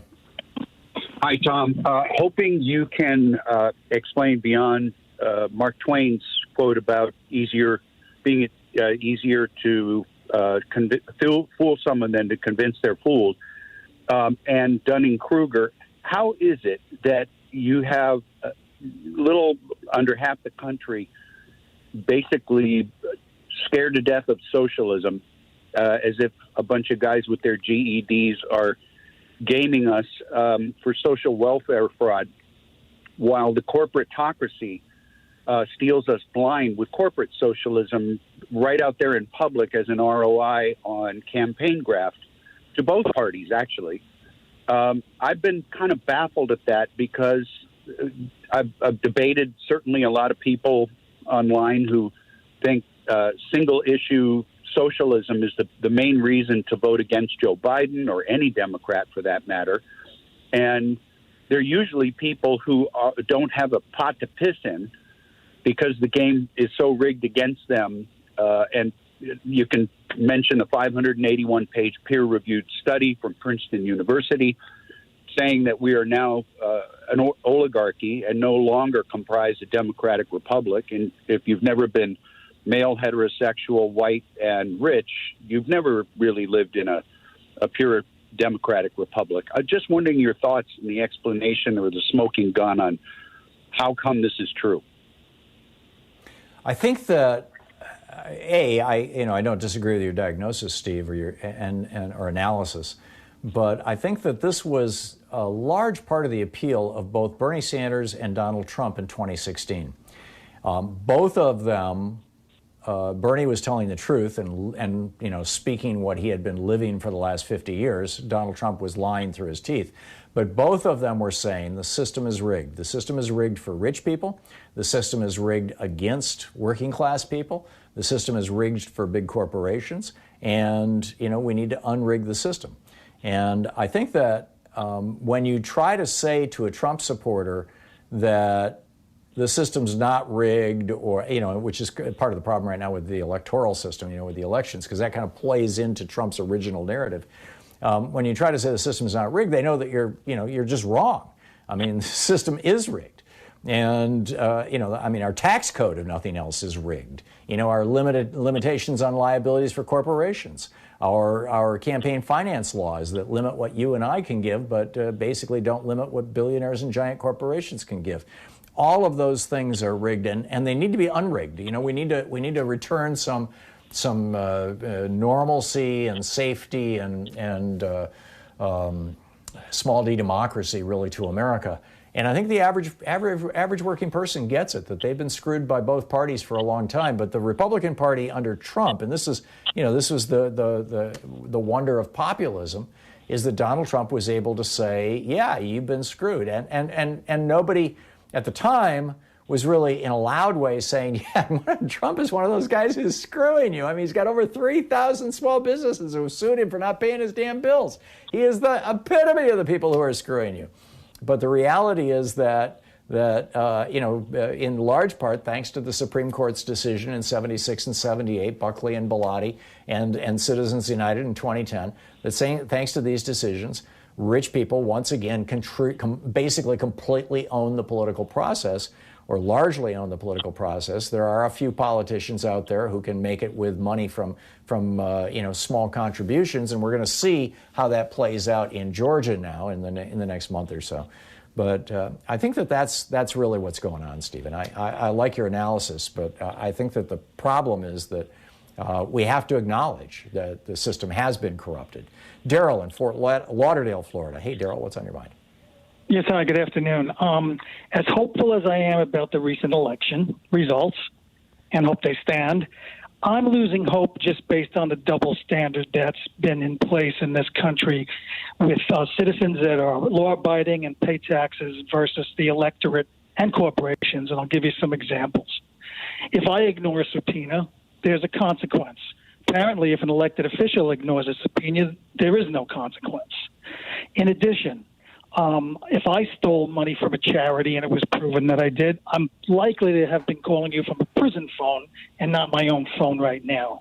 And then countless other things, like a major bank being found to have opened over 8,000 illegal accounts and still doing business and making quite a bit of money within the system. Ignoring the Hatch Act, the emollients clause, all this other stuff. So I'm hoping you can give me a little bit more hope that maybe the balance will swing back the other way, where the electorate is serving the people and not the other way around. Well, you mean the elected officials? Yes, absolutely, Daryl. Yes. Completely with you. And this is again one of the points that Elizabeth Warren and Bernie Sanders campaigned fairly heavily on was, let's clean up the system, let's get the fat cats out of the system, left, right, and in between, let's flush some of this corporate money out of the system, and let's do away with that double standard. And the double standard isn't just rich corporations like Wells Fargo skating while they throw a few of their employees to the wolves, and the CEOs take giant bonuses with your tax dollars with the bailout money or the COVID money or whatever you call it, the PPP money. But that this is something that's been going on for a long, long time, and that there's also a huge racial component to this. That boils all the way down from, big corporations all the way down to, who goes to jail for drugs, for example. White people who get busted with pot, no big deal. Black people who get busted with cocaine, they're in jail for the next 15, 20 years. And then the ultimate scam, and this just blew my mind. The ultimate scam was when Charles Koch and his friends came out and said, we need to have criminal justice reform. And the reform, there's not that many federal prisoners, right? Most people who are in prison are in state and are in state prisons, and most people who are in jails are in county and state jails. There are some federal prisoners. I don't know the number off the top of my head, but it's a relatively small number. And the so-called criminal justice reform kind of threw a bone to some of the average criminals who are in federal prison who arguably shouldn't be there or who were more heavily penalized. But the biggest part of it was this whole Rents Mea thing, where they said, we're going to change the way the law works with regard to executives. You now have to prove, if a CEO makes a decision knowing that it might cause people to die, makes a decision and people die, you can no longer sue that executive, because while that executive may have known that those people died, he didn't intend for them to die.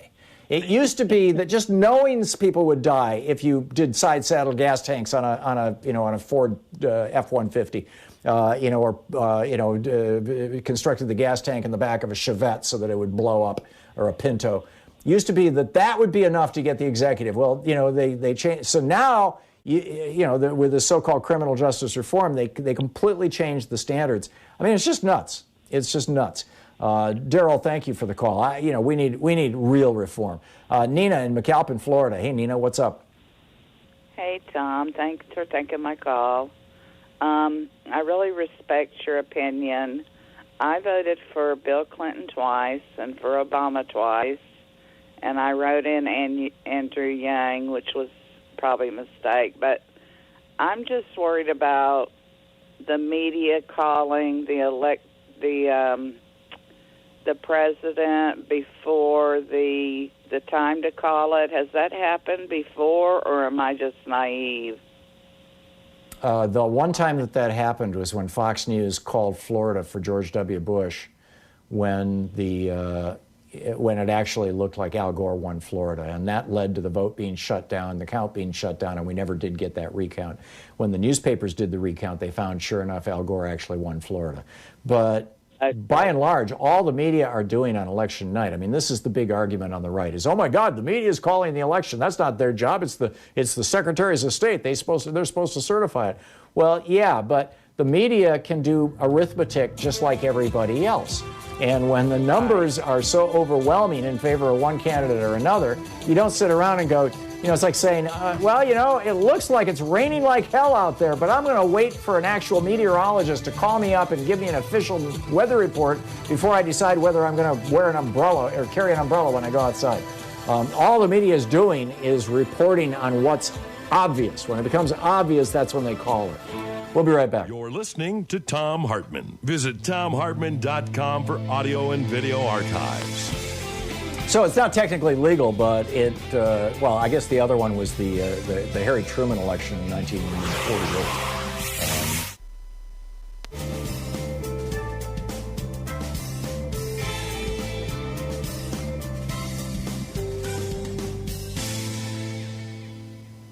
But I don't think that was the entire national media. I think that was just the Chicago Sun. Although I could be wrong. I don't know. It's possible. Delilah in Palm Coast, Florida. Hey, Delilah, thanks for watching us on Free Speech TV. What's on your mind today? Hey, Tom. I just was reading quotes from Lyndon B. Johnson, and this one got me. If you could convince the lowest white man he's better than the best black man, he won't notice you're picking his pocket. Hell, give him somebody to look down on, and he'll empty his pockets for you. I found that absolutely... and this was Lyndon Johnson describing Barry Goldwater's political philosophy. Oh my gosh! And as I say, if anyone has a chance, take a little glance at some of the quotes. I just can't believe all this time I've not actually ever done that. Says a lot. Yeah. And by the way, what's fascinating, Delilah, is that quote is used by people on the right to say that Lyndon Johnson was saying this is how we Democrats comport ourselves or conduct ourselves, when in fact Lyndon Johnson was describing Richard Nixon's Southern strategy as had been proto-acted out, or had he made a reference to Barry Goldwater kind of started this process with his opposition to the Civil Rights Act, and then in the 60s, and then of course Richard Nixon picked it up from there. Well, actually, this was before Nixon was president. So, he was just describing Barry Goldwater.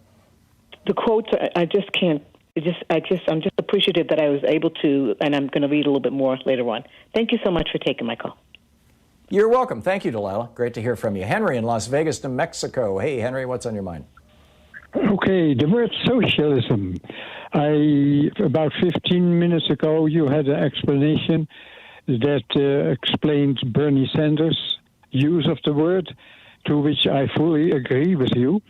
But the opposing party grabs the word and the sound echoes across the nation of socialism/communism, and it is weaponized to no extent. Yeah. And that's scary. Walter Cronkite once said, there are too many people do not have enough education to be allowed to vote.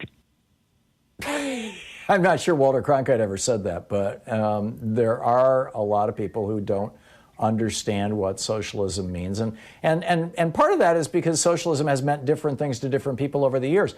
Socialism was a word that Karl Marx uses in his book Das Kapital, and is also used, although not as much as communism, in the book that he and Engels, the pamphlet that they co-authored back in, I think it was 1856 or something like that, titled The Communist Manifesto.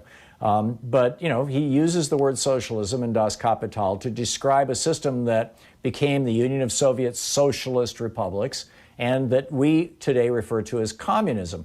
And that's, when Republicans accuse Democrats of being a socialist, what they're referring to is really communism, because they always point to Fidel Castro or Venezuela or the Soviet Union. Yep. But when Bernie is using the word, he's pointing to Denmark and Sweden and Norway and Germany and France, those countries that all proudly call themselves democratic socialist countries.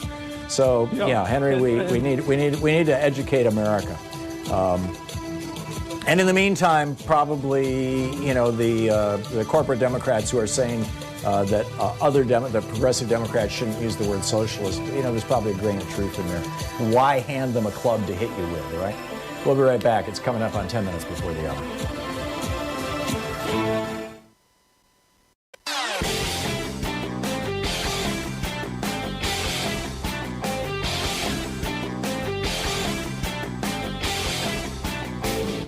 The Hartmann Report is a free daily podcast, 7 days a week, and you can find our entire 3-hour podcast over at thomhartmann.com.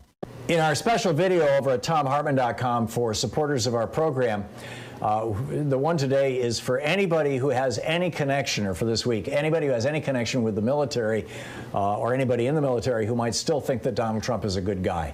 And I'm going through I don't know how many, 20, 30, 40, 50 individual data points of times when Trump has trashed our troops, when Trump has deported troops, when Trump has deported military spouses who aren't citizens, when Trump has lied to our troops, when Trump has, specifically pulled money from our troops. I mean, he took money out of military housing, which is in some parts of the country, mold infested and really in a crisis, to build his border wall that Mexico is supposed to pay for. As just one example. So there's a whole list of these things in that new video that's available over at thomhartmann.com, especially for anybody who has any consideration or concern at all for our U.S. military.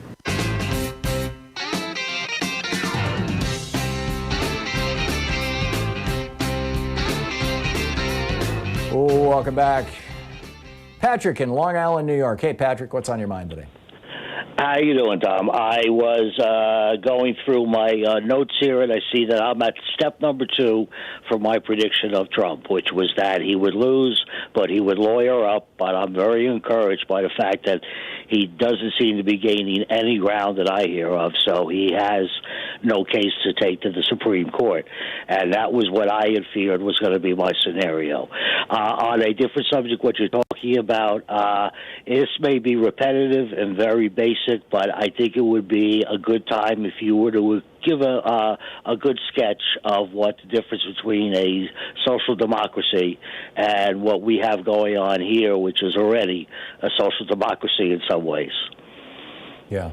A social democracy or a democratic socialist form of government is essentially by and large, a free market, capitalist-based economy combined with a democracy, typically parliamentary, but it doesn't matter, but a democracy or a democratic republic, where the majority of the people choose elected representatives and those elected representatives represent them. The big difference between that and a country that wouldn't call itself democratic socialist is that Healthcare is considered a right in a democratic socialist nation. Education is considered a right in a democratic socialist nation.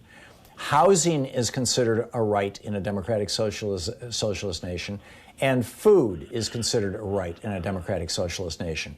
So, in other words, the social safety net is strong enough that nobody falls through it and ends up on the street unless they're doing so by choice.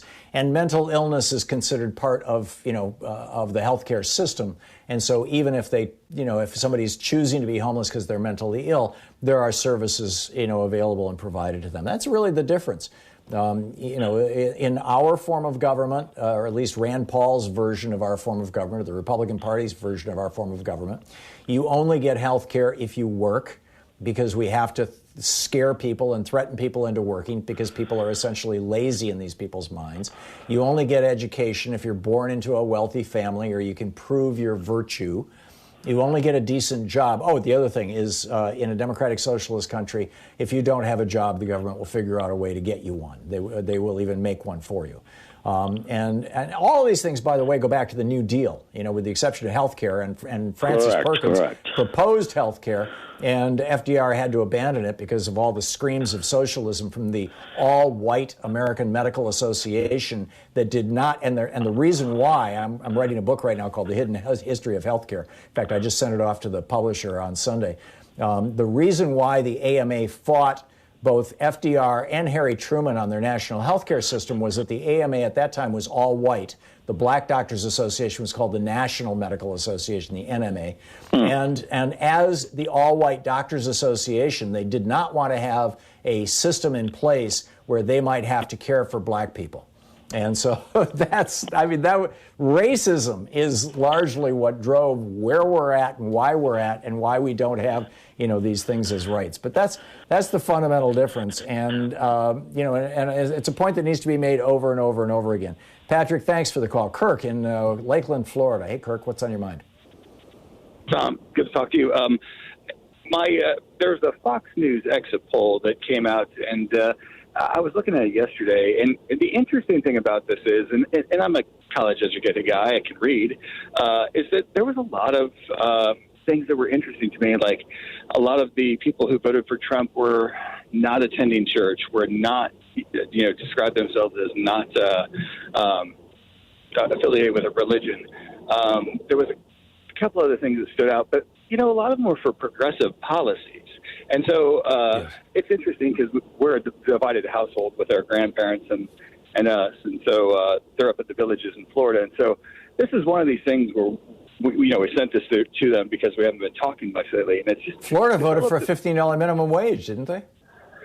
Yes, absolutely. I'm pretty sure that was the state that did it. Yeah. Yeah, absolutely. So what's your question or your point, Kirk? I guess my question is, have you had a chance to dig into that Fox News exit poll? Because I do think that there's some interesting points, and I think that when people talk about unity, it really makes an avenue for another party, again, a progressive party that, or at least maybe some adoption of progressive policy. So there's not. Well, I'm hopeful that the Democratic Party will move in that direction, but agreed. I have not had an opportunity to dig into that, but my sense of it is that the most of your Trump voters are grievance voters. And the principal grievance is probably either economic or racial, but there's a huge intermingling of the two. Which goes back to the sales pitch that conservatives used to use back in the 40s, 50s, 60s, 70s, and 80s, which is those black people are coming for your jobs. And then in the 70s, they added those women are coming for your jobs, because this was back when, basically white men had the lock on the job market. And then Trump came along and said, no, it's those brown people from Mexico who are coming for your jobs. And so these are basically grievance voters, men who feel that they've lost power to women, white people who feel that they have lost power to people of color or are having to share power with people of color. And pretty much everybody who was solidly a member of the middle class back when we had unions, who's looking at the destruction of unions and Trump saying, I'm the champion for the little guy, thinking, well, I'm the little guy, he must be my guy. It's unfortunate, but that's what it is. We'll be back. You're listening to Thom Hartmann.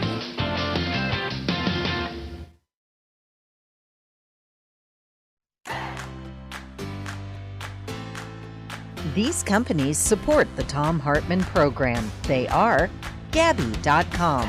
Gabi takes the pain out of shopping for insurance. More info at Gabi.com/Tom.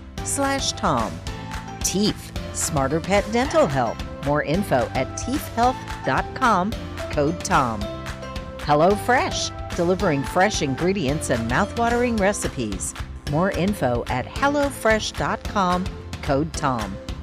Bowl and Branch, crafted for the common good.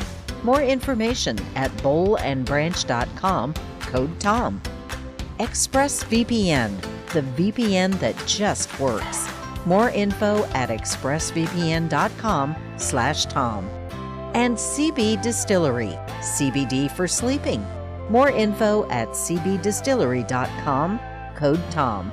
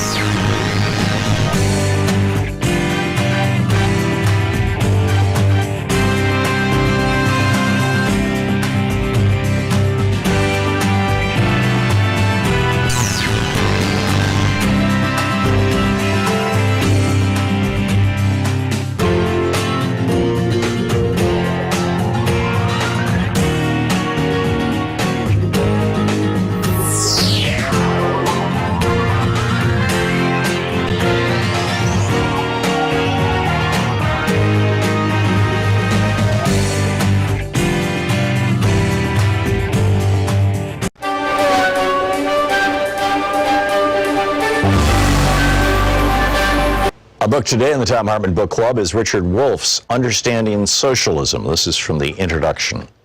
Socialism is a kind of yearning for a better life than what capitalism permits for most people. Socialist yearnings are as old as capitalism itself because they are its products. Where and when capitalism's problems and failings have accumulated criticism and critics, socialist voices have arisen. And so it is again now. Any serious discussion of socialism must begin by acknowledging socialism's rich diversity. Whatever particular aspect of socialism we choose to analyze, they need to be located within socialism's complexity. That avoids presenting one's own interpretation as if it were the entirety of socialism. In this book, I focus on the economic aspects of socialism, how it differs from capitalism in broad outlines. I'm more interested in socialist critiques of capitalism and their implications about socialist alternatives than in the particulars of the few early experiments in erecting socialist systems, USSR, People's Republic of China, and so on, that history so far offers. Finally, my own education and work constrain me to concentrate on Western Europe and North America. Some important aspects of socialism are thus not covered or discussed here. Yearnings for better lives, such as socialism proposes, are not new. In slave societies, the slaves hoped and dreamed of lives less hard and less out of their own control. Their yearning aimed to obtain freedom. They sought social change that would preclude any one person being the property of another. In feudal societies, the serfs, free in the sense that no one owned them, yearned for better lives too. Their subordination to lords included heavy labor and other burdens that they wanted lifted. They hoped and dreamed of a society in which they would not be bound to the land, the lord of that land, and the feudal dues of labor and subservience. The serfs mobilized in the 1789 French Revolution to demand liberty, equality, and brotherhood. In effect, the serfs had expanded on what the slaves had called freedom. In the American Revolution against British King George III, the revolutionaries were neither slaves nor serfs. They were mostly self-employed farmers, craftspeople, and merchants subject to a foreign feudal kingdom. They wanted liberty as individuals to pursue their dreams without hindrance from feudalism or monarchism, whether foreign or domestic. They added democracy to the goals advanced by the slaves and serfs before them. The different systems of slavery, feudalism, and small-scale self-employment produced masses of people yearning for better lives. Eventually, each of those systems provoked revolutions. Many people then sought to break away from and go beyond those systems. The French and American revolutions marked key moments in the social transformations of major pre-capitalist systems into capitalist ones. By capitalist system, we mean that particular organization of production in which the basic human relation is employer-employee, instead of master-slave, lord-serf, or individual self-employment. The revolutionaries who wanted and built capitalism hoped and believed the transition to employer-employee relations of production would bring with them the liberty, equality, brotherhood, and democracy they had yearned for. The revolution's leaders promised to themselves and to the people they led that those goals would be achieved. But the transition to capitalist employer-employee relations that increasingly replaced the previous slave, feudal, and self-employment relations of production had unintended consequences. Capitalism soon proved to be different from what its revolutionaries had hoped. While it enabled some people to be more free and more independent than slaves, serf, or self-employed subjects of monarchies had been, it also seriously limited freedom, independence, and democracy for many. Capitalism betrayed many of the promises made by its advocates. It produced and reproduced great inequalities of income and wealth. Poverty proved to be as endemic as capitalism seemed equally adept at producing and reproducing both wealth and poverty. The capitalist rich used their wealth to shape and control politics and culture. Democratic forms hid very undemocratic content. The cyclical instability attending capitalism constantly threatened and hurt large numbers of people, and so on. Growing numbers of employees within capitalism began to yearn for better lives. They defined those yearnings first in the familiar terms of the earlier French and American revolutions: equality, fraternity, liberty, and democracy. They criticized a capitalism that failed to deliver those to most people and demanded social changes to achieve them. Many people still continue to want a better, softer, friendlier capitalism, where government regulates and intervenes to achieve more of what the French and American revolutionaries had yearned for and promised. They are also often self-defined as socialists. However, capitalism's development provoked another, different perspective that also called itself socialism. In that view, capitalism had not broken from slavery, feudalism, and monarchy nearly as much as its advocates had imagined. Slavery had masters' slaves, feudalism had lords' serfs, and monarchy had king subjects as their key sources of their inequalities, lack of freedom, oppressions, and conflicts. The employer-employee relation of production and capitalism generated parallel problems. Capitalism installed monarchies inside individual workplaces, even as monarchies outside workplaces were rejected. Kings mostly disappeared, but inside workplaces, the owners or their designated boards of directors assumed king-like powers. The book Understanding Socialism by Richard Wolff.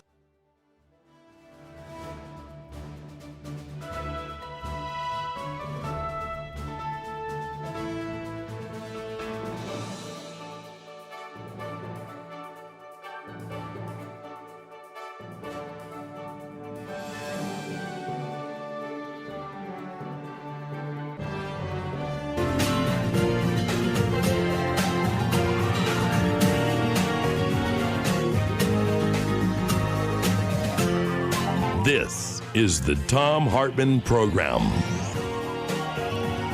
Welcome back. Thom Hartmann here with you. Welcome back to the second hour of our program. Joe Biden and Kamala Harris are putting together their task force on COVID, and a clinical nurse, Theresa Brown, registered RN, the author of two books, Critical Care and The Shift. Theresa Brown RN is her website, and Theresa Brown is her Twitter handle. Noticed that there was a paucity, shall we say, a lack of nurses on the task force, and so started a change.org petition, and the petition has gotten thousands and thousands of signatures, and it's rolling along. And so I wanted to reach out to Theresa Brown and see what's up with all this. Theresa Brown, Nurse Brown, and Theresa Brown is on the line with us. Theresa, welcome to the program. Thanks so much for joining us. Tell us, what got you started on this? Well, thanks for having me. And when the COVID task force came out and I saw that there were no nurses on it, I went to Twitter and was tweeting about it, as we do. And I found out there was a lot of really, really strong feeling among nurses that there not being a nurse on the task force was a really significant oversight, let's say. And actually someone on Twitter said, you know what, Theresa, you should start a petition on change.org. And I thought, hey, yeah, why don't I do that? And so I started a petition, and I would encourage people to go to it. It's change.org/nurse on task force. And you'll see lovely picture of a nurse masked up with pulling aside her shirt and then a Superman S underneath. So yeah, it was really nurse driven that got me to get this going. And then seeing the enthusiasm and the feelings of nurses on Twitter about this has kept me at it. Yeah. Just kind of growing up, going to the doctor's office and that sort of thing, I had always sort of thought of nurses as the assistants to the doctors. And then one of my kids graduated from nursing school, was an RN for many years, is now an NP.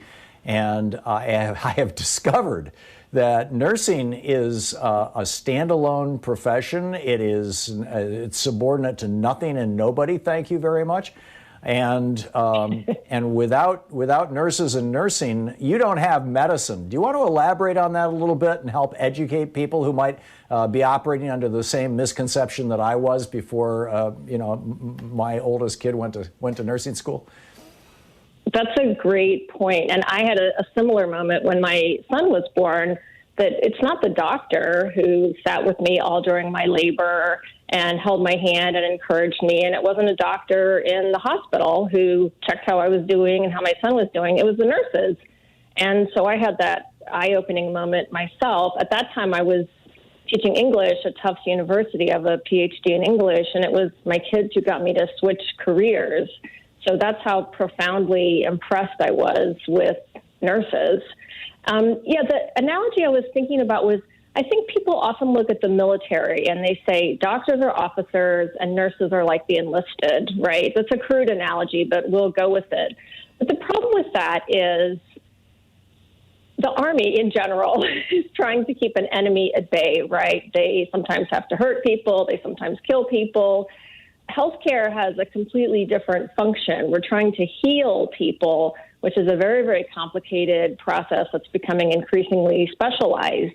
And so nurses are becoming increasingly knowledgeable and increasingly technically aware.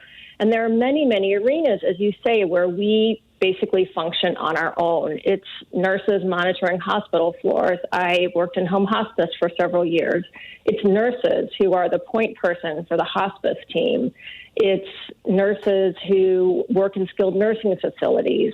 And yeah, we check in with doctors for things that are needed, and the doctors do their job and we do our job. And our job is to be with the patients, to take care of them 24/7.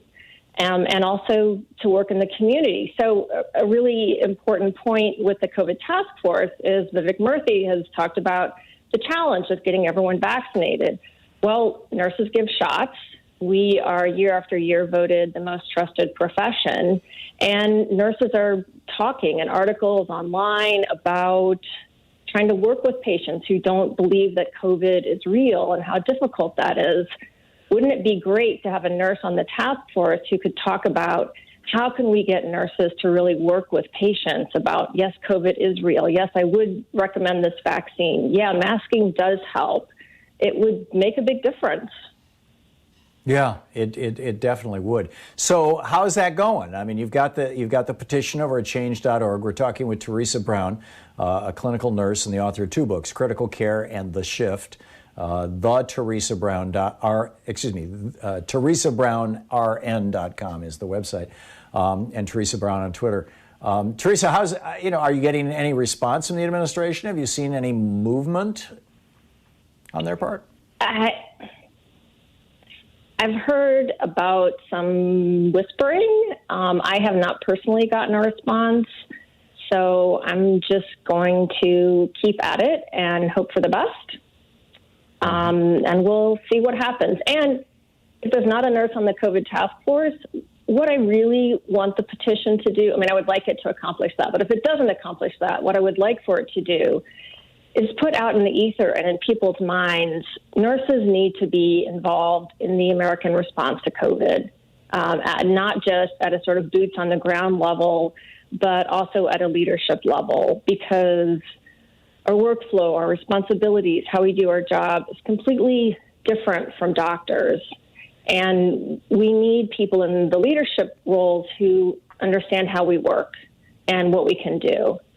So I would love to have a nurse on the task force. If it doesn't happen, I would love to see nurses still working on the U.S. response to COVID.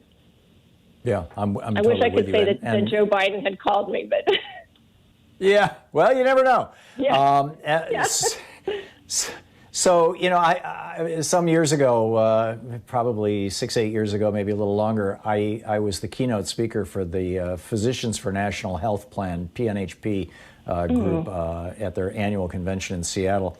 And I'm good friends with a number of people who are members of National Nurses United. In fact, they were one of the first unions to endorse Bernie Sanders.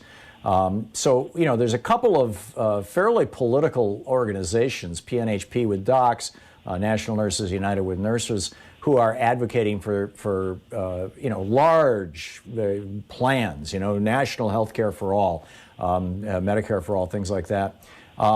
What's your sense of across the landscape of nursing, the extent to which nurses are involved in politics, or the extent to which now that we've had over 1,000 healthcare professionals now die in the last few months from COVID, and nurses are very much on the front lines here.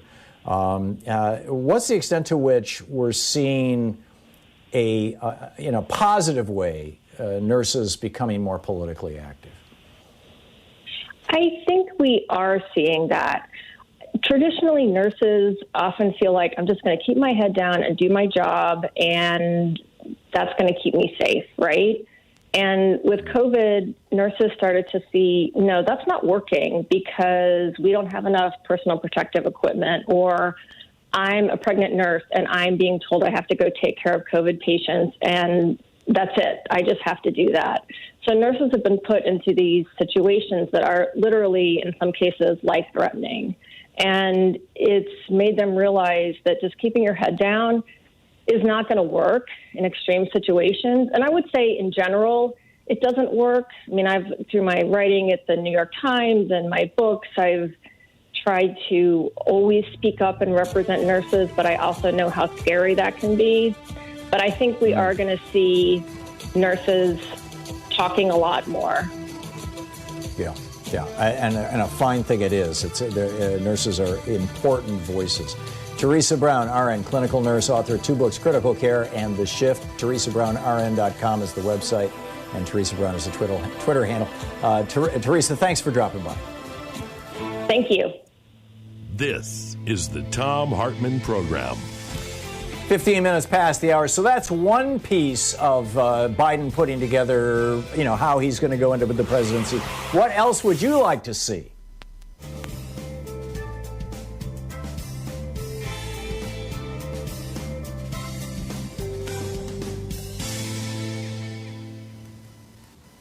And welcome back.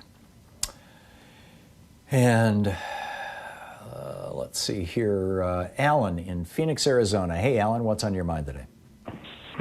Hey, Tom. I was wondering if the word commonwealth is the same as socialism, and the word commonwealth predates socialism. I do believe it goes back to the founding of the country.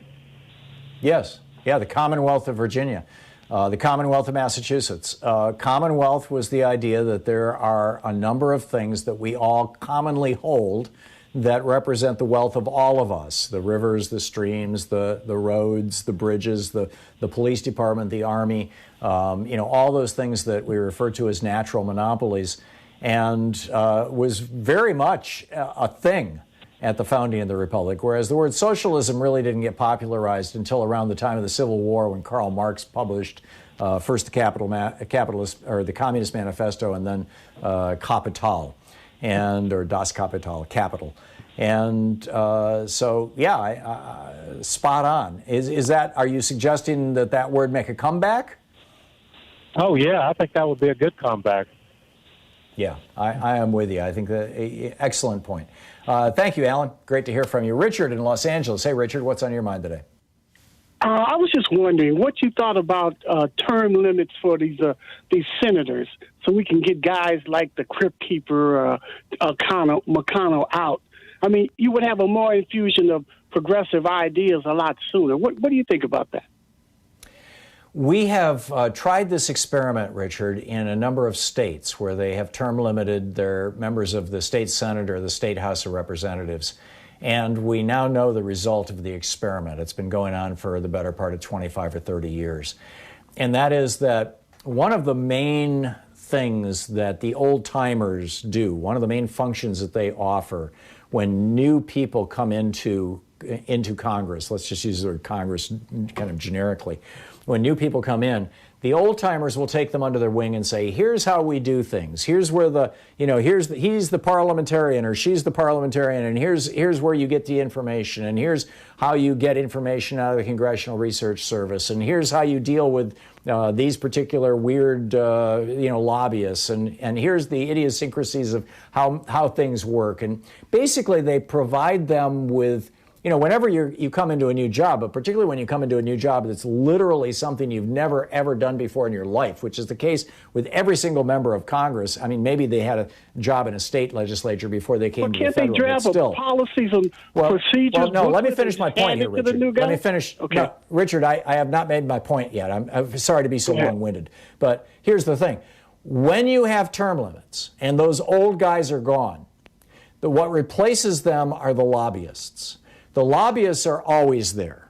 And in many cases, those lobbyists have been around for 30, 40 years. So they become the permanent infrastructure. So what we know is that term limits actually strengthen the power of lobbyists. That's the bottom line. What if we don't allow lobbyists to become senators? Well, it's not whether they become senators. It's that the senators would come into office and say, gee, I don't know how things work around here. Neither does anybody else. We all got term limited. So they turn to the lobbyists who've been there 30 years and say, how do I get things done? And the lobbyists will teach them how to get things done, for the best benefit of the lobbyists. The best term limits are elections, and that's what we need to be focusing on, Richard. Term limits are what seem to be an easy fix, but in fact actually produce more problems than they do benefits. We'll be right back.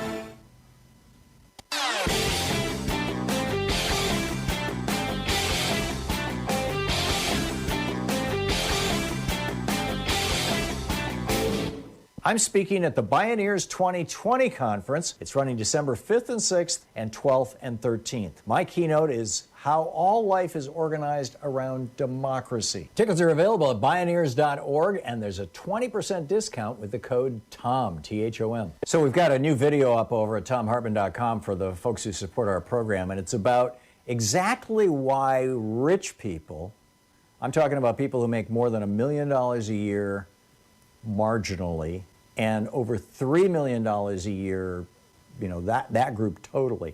Why this group of people who are multi-millionaires and are literally bringing into the house over $1 million a year and over $3 million a year, why would they want to destroy Obamacare? Turns out there's a very simple answer, and a very straightforward answer, and a rather shocking answer, that they would put all this time and effort, years of work, into trying to kill Obamacare and throw 20, 30, 40,000 people, million people, off their health care.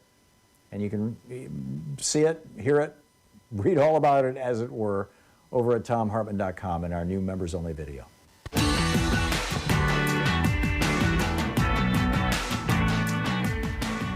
And welcome back, 21 minutes past the hour. Tom Joe in East Longmeadow, Massachusetts. Hey, Joe, what's on your mind? Okay, Tom, I have a question. Why doesn't Trump want to give up the transfer of power to Biden? And what's he got to hide? He's afraid of going to jail. As long as he is president, under this Justice Department policy that the Nixon Justice Department came up with back after Nixon was taking bribes from Jimmy Hoffa and from the milk lobby, the Justice Department said you can't prosecute a sitting president. Then they got reconfirmed or reaffirmed by the Bill Clinton Justice Department when the Republicans were talking about prosecuting Bill Clinton for lying about Monica Lewinsky. So as long as he's president, the Justice Department can't investigate him or prosecute him. When he leaves the White House, they can, and that's what he's worried about, in my opinion, John. Answer your question? Kind of, but Why does the Senate? I mean, they're living high on the hog, and we're living in the ditches. Why is that? Well, that's Mitch McConnell. He's worth hundreds of millions of dollars, and he doesn't really care about anybody who's not. And, they used to refer to the Senate as the Millionaires Club. The wealthiest members of the federal government are in the Senate. Most of them, the vast majority of them, are Republicans. Probably the largest exception to that is Dianne Feinstein. But by and large, your really rich dudes or people are Kelly Loeffler, the senator from Georgia. Her husband is the president of the owns the New York Stock Exchange. Talk about big bucks. So, but still, she feels that she has to trade on inside information, which is just disgusting. That's what's going on, Joe. Judy in Carpentersville, Illinois. Hey, Judy, what's up? Hi. I just want to make a comment. I'm 74, and in my memory, the media has been calling elections, from what I'm remembering. That we don't wait. People don't want to wait for the official thing to happen. And the other thing I noticed is that no one is questioning any other races. Only the president. I don't know what that means. Well, in other words, there were senators, there were state legislators, there were House of Reps. Yeah. Governor. Well, it is kind of weird, Judy, that the Republicans are saying that the election was rigged, but all those Republican senators who won, they won fair and square. But Donald Trump didn't. Yeah, and I don't think when it's raining outside, you don't wait for the weather forecaster to tell you that it's raining so that you grab an umbrella. You just look outside and say it's raining. That's all the news media is doing. They're looking at the totals that are provided by the people who will certify the election, the individual states. They're not getting this information from some reporter who's sitting in Atlanta, Georgia, counting ballots, with a mirror over his shoulder or something. They're getting the information from the states. And when the states say, this is who won, and the percentage of votes is in, and it's so obvious that, there's no other way to call it, it takes another couple of weeks for the states to officially certify things. But this idea that the election hasn't been called is pure and simple BS. This is Donald Trump's desperate attempt to try to say, wait a minute, stop talking like Joe Biden's actually the president-elect. We have been referring to the president-elect as the president-elect after the election has been called by the media since the founding of the republic. He is trying to change our norms, and frankly, I think it's just wrong.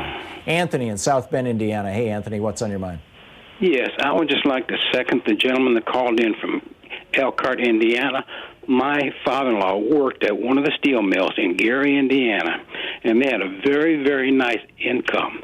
He sent 6 children to school, but when Ronald Reagan came in, all of that disappeared. Yeah. My second point is the Republicans are so against socialist programs as they see it, but they never say anything about the Tennessee Valley Authority, which is one of the biggest federal socialist programs we have. And that's my comment. Or the Rural Electrification Administration that brought electricity to rural people back in the 30s and early 40s when big companies refused to do it because it wasn't profitable. Or the Rural Telephony Administration, which brought telephone service to rural people when it wasn't profitable. This was socialism. Or Social Security, which is a form of socialism. Or Medicare. What was nuts to me was to see these Tea Partiers out there with their signs that said, keep your government hands off my Medicare, as if they thought Medicare fell out of the sky or some Republican corporation gave it to them. No, this is socialism in the United States, and it's socialism we all love. Our socialist fire departments, they're entirely paid for with tax dollars. They protect us. Our socialist police departments, entirely paid for with tax dollars. Our socialist army, where not only do we pay for their doing their job, but we provide them with housing, we provide them with clothing, we provide them with medical care, and we feed them. You can't get more socialist than that. So yeah, there's a lot of socialism in America.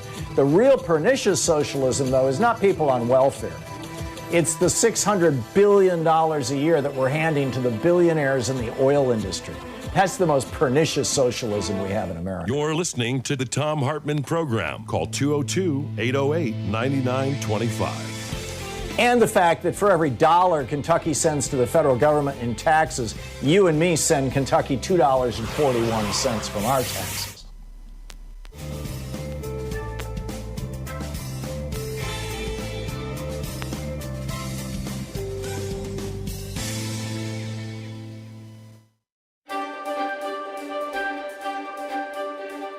Hey, it's Thom Hartmann. We're reading from A Dark Money, The Hidden History of the Billionaires Behind the Rise of the Radical Right in today's Thom Hartmann University Book Club. This is from Chapter 11, page 271. The official opening of the 112th Congress took place on January 5th, 2011, when Nancy Pelosi, the Speaker of the House, handed off an oversized ceremonial gavel to her successor, John Boehner. But a new era of ultra-conservative billionaire influence had already begun. Before the public swearing-in ceremony got underway, David Koch, whose donor network had spent at least $130.7 million on winning a Republican majority, was in the new Speaker-to-be's office, ornate office, chatting amiably with his staff. The People's House was under new management, and critics would suggest new ownership. While Koch was a very public presence on the Capitol, his political adjutant, Tim Phillips, the president of Americans for Prosperity, was deep in the inner sanctum of the congressional committee that mattered most to the bottom line of Koch Industries. Phillips's most important destination that day was the House Energy and Commerce Committee, which under the new Republican majority had now increased its power to block President Obama's environmental agenda in Congress. The committee could bury progress on climate change and harass the EPA for the foreseeable future. And then just jumping through a little anecdote about Lee Fong and David Koch, they continue. In Plutocrats, the rise of the new global super-rich and the fall of everyone else, journalist Krista Freeland describes how those with massive financial resources almost universally use them to secure politics and policies beneficial to their interests, often at the expense of the less well-off. In the United States, a number of studies have shown that in recent years, this tendency has distorted politics in very specific ways. In a study he conducted for the nonpartisan Sunlight Foundation, the political scientist Lee Drutman found that increasingly concentrated wealth in America resulted in more polarization and extremism, especially on the right. Very rich benefactors in the Republican Party were far more opposed to taxes and regulations than the rest of the country. He discovered the more Republicans depend upon 1% of the 1% donors, the more conservative they tend to be. The 112th Congress soon unfolded as a case study of what David Frum, an advisor to the former President George W. Bush, described as the growing and, in his view, destructive influence of the Republican Party's radical rich. The radicalization of the party's donor base, he observed, has propelled the party to advocate policies that were more extreme than anything since Barry Goldwater and his 1964 presidential campaign. It also led Republicans in Congress to try tactics they would never have dared use before, end quote. Hard data supported this. Harvard's Theta Scott poll found that the House took the biggest leap to the far right since political scientists began recording quantitative measurements of legislators' positions. There was no better example than the Koch's newly won influence over the House Energy and Commerce Committee. In the previous Congress, the panel had been chaired by Henry Waxman, a liberal Democrat from California, who had quarterbacked the House's successful passage of the cap and trade bill, only to see it die in the Senate. Now the new Republican leadership stocked the committee with oil industry advocates, many of whom owed huge campaign debts to the Kochs. Koch Industries PAC was the single largest oil and gas industry donor to members of the panel, outspending even ExxonMobil. It had donated to 22 of the committee's 31 Republican members and 5 of its Democratic members, too. In addition, 5 out of the 6 Republican freshmen on the committee had received outside support from Americans for Prosperity. Meanwhile, many of the new committee members had signed an unusual pledge swearing fealty to the Koch's agenda.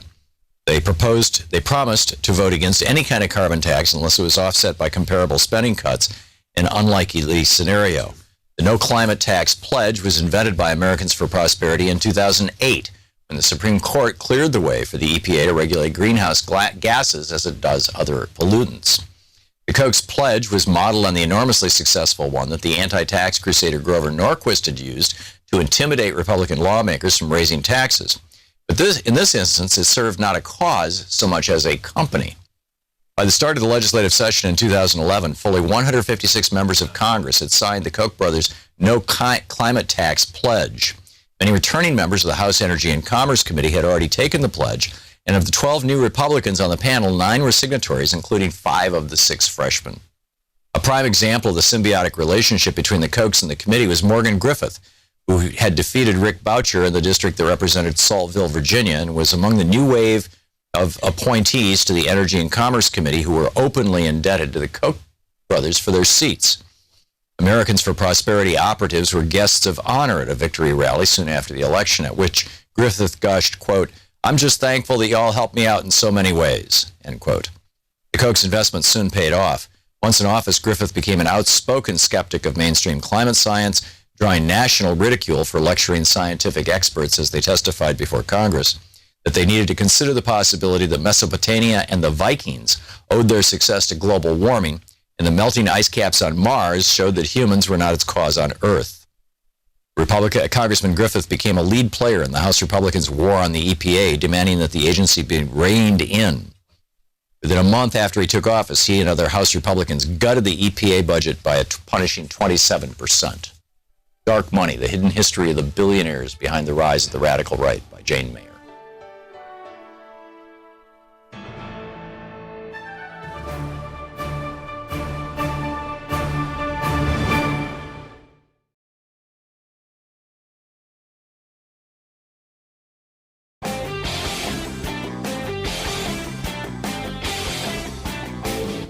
Share the Thom Hartmann Program with your friends. We're available on SiriusXM, Free Speech TV, Pacifica, commercial stations nationwide, YouTube, Twitter, Facebook, on the Thom Hartmann app, and you can even tell your smart speaker to listen to the Thom Hartmann Program.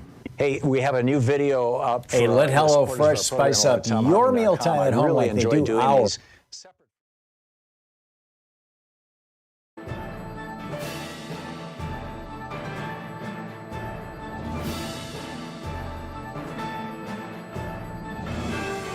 Share it with you on.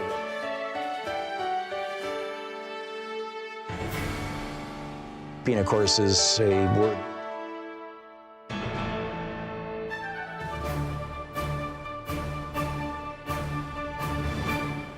And the Federalist Society have been sending through Mitch McConnell's Senate like a friggin' assembly line, and how unqualified they are, how hateful they are, how aggressively they work to screw students, to deny. Well, one of them actually said that the women who are on birth control pills, that should be reason to fire people. Right? I mean, it's just insane. You can check it out over at thomhartmann.com.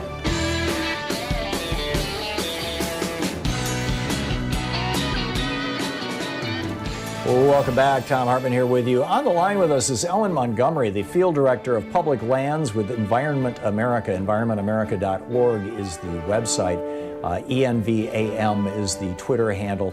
And Ellen, welcome to the program. Tell us about this press release I read over on Common Dreams about the Trump administration's dangerous, or catastrophic, actually, was the word you guys used, rush to open the Alaska Natural Wildlife Reserve, if I'm remembering that's what ANWR stands for, to oil drilling.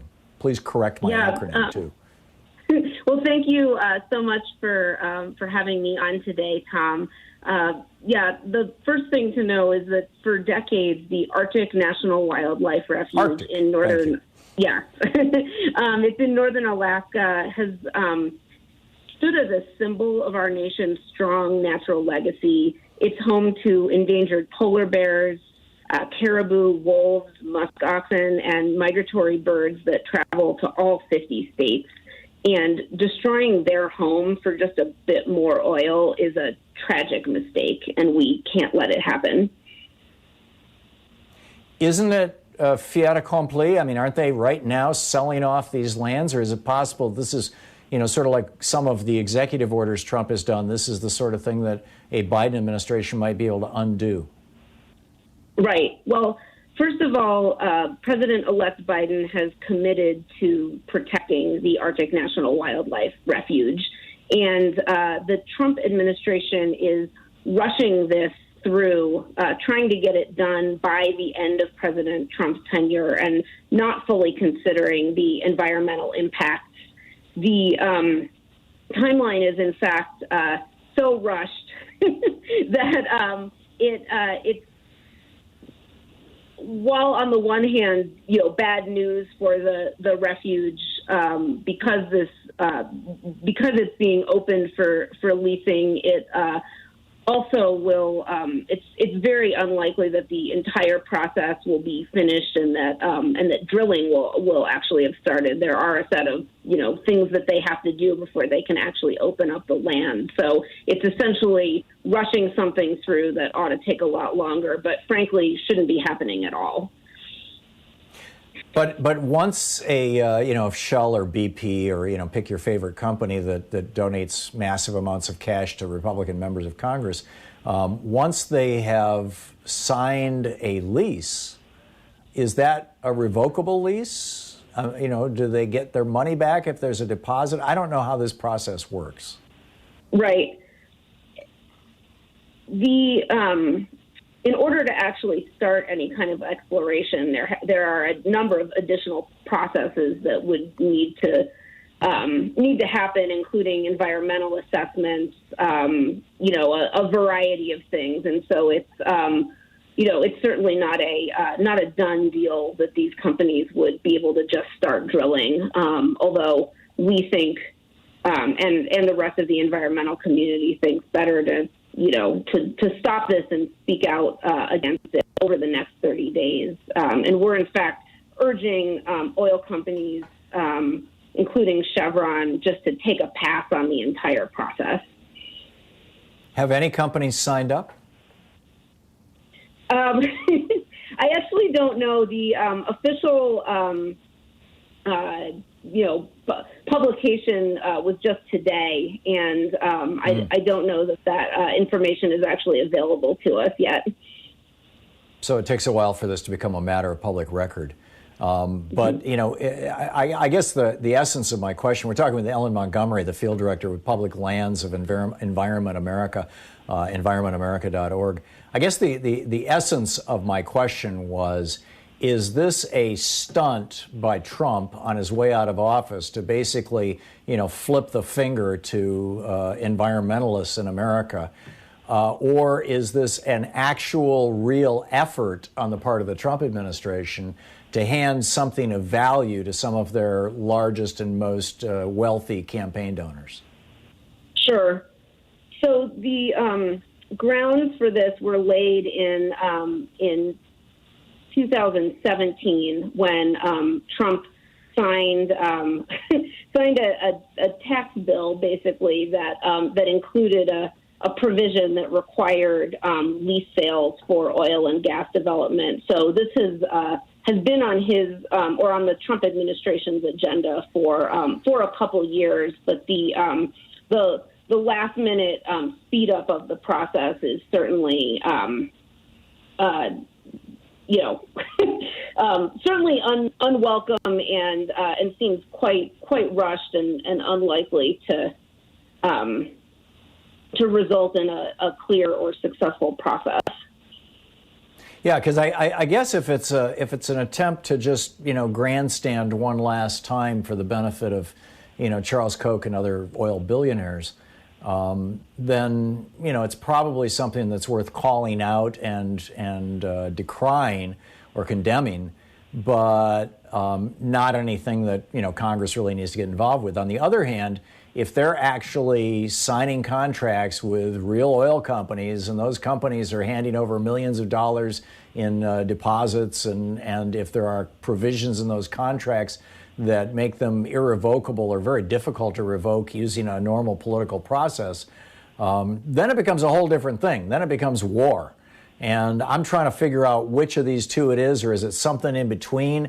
How freaked out do we need to be? Is this something that's worth calling our members of Congress right now and raising hell about? Or is this just another example of the bad faith and the basically hatred of this country that we see on display from these right-wing billionaires and Donald Trump and the people around him?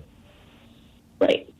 It is absolutely worth reaching out to members of Congress. The Arctic National Wildlife Refuge is a unique and incredible, piece of the American, public lands, sort of, portfolio. It's something that it absolutely must not be destroyed. And this is an area that oil companies have had their eyes on for decades.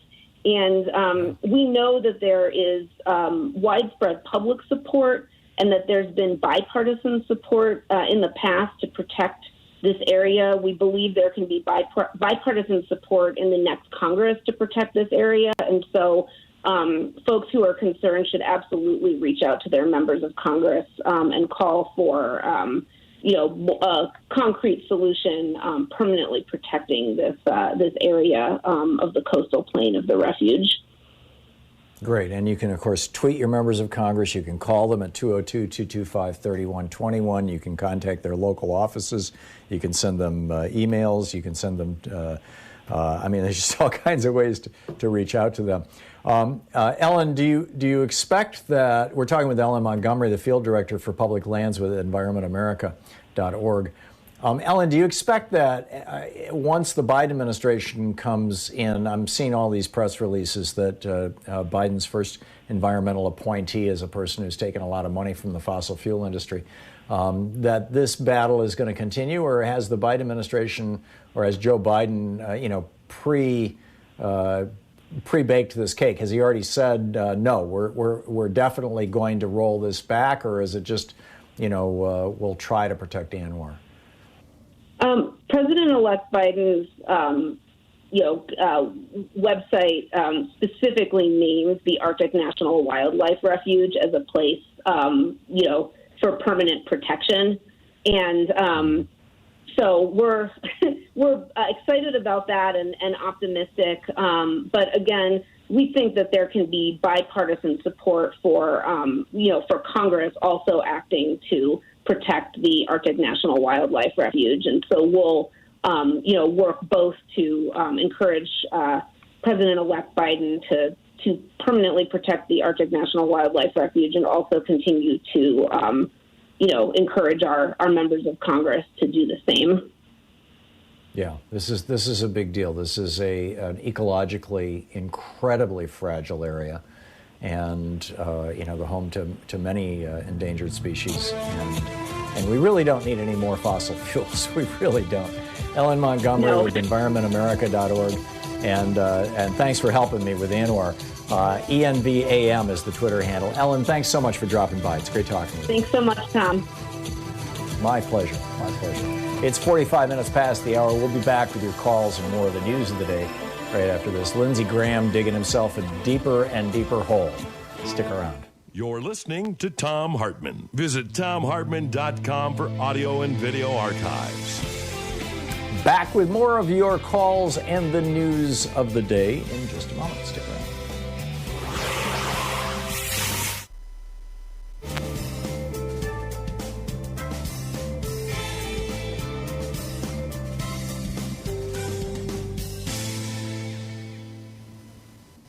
And welcome back, Alan in Seattle. Hey, Alan, what's on your mind today? Oh, well, I got that lovely idea that was going to cut the Social Security contributions. And I started looking, and I said, well, what's the comparison between the Social Security income level and the life expectancy? And there's like 6 numbers here. The richest guys working the last 35 years would have $368,000 in their Social Security account. The poorest guys would have just over $40,000. But the poorest guys are only expected to live till 73, and the richest guys are going to live till 87. If they retire at 66, the single guy is going to get over $425,000 over what he put in. On the rich one. On the poor guy, he's only going to get $13,000. This is a Ponzi scheme. We need to take the cap off the Social Security. Yeah, it's not a Ponzi scheme, but I do agree with you. We do need to take the cap off Social Security. It needs to be a more progressive system. You bet it does. I mean, what was it Alan Grayson said? The Republican health care plan? Don't get sick. If you do, die quickly. So, right. Yeah, that's exactly anyway, what that's my rant for the day. Okay, Alan. Good job. Thanks a lot for the call. Nick in Colorado Springs, Colorado. Hey, Nick, what's up? Yeah, hi, Tom. On capitalism, I'd like to defend that, too. It's not so much capitalism. I heard a wonderful quote from the John Lewis funeral. Reverend described capitalism as plantation capitalism, and that's the problem. Yeah. It's not regulated. And I just wanted your input on. I like that. I think that that's a phrase that, particularly for many not well-educated white Americans, will simply cause them to go, wow, what are you talking about? But unregulated capitalism, raw capitalism, brutal capitalism, brute force capitalism, let them starve capitalism. I mean, there's a lot of ways to describe the American version of capitalism. In contrast to the Danish or German or French version of capitalism, which still allows for investment. I mean, the one thing that just haunts me in these conversations is that, I've started probably 8 or 9 or 10 businesses in my life. I know I've started 7 of them that actually became businesses, and 5 of those actually became fairly successful businesses. That were successful enough that Louise and I could sell them off and retire for a year or 2 and then go back and start another one. And in several of those cases, I started them with borrowed money or with in one case with an investor, and who I bought out after a year. And that's capitalism. I mean, that's how capitalism works. And there was nothing nasty about that. There was nothing exploitative about that. It was, that was, I refer to that as free enterprise, actually. But, somebody putting up capital so that somebody else can start a company is pretty much the definition of capitalism, or at least one side of the equation. The other side of the equation is that the person who puts up the money gets to live off the income from that money. But I think that, it's like football. You could say football's a terrible game. People have head injuries. Well, that's why we have helmets. You have rules that prevent people from being injured by things. And so if somebody wants to play the game of business, we'll have rules, and we'll have a regulated form of capitalism. And unregulated capitalism, that's called feudalism or neo-feudalism. Nick, excellent point all. Thank you very much for the call. It's 10 minutes before the hour. We'll be right back.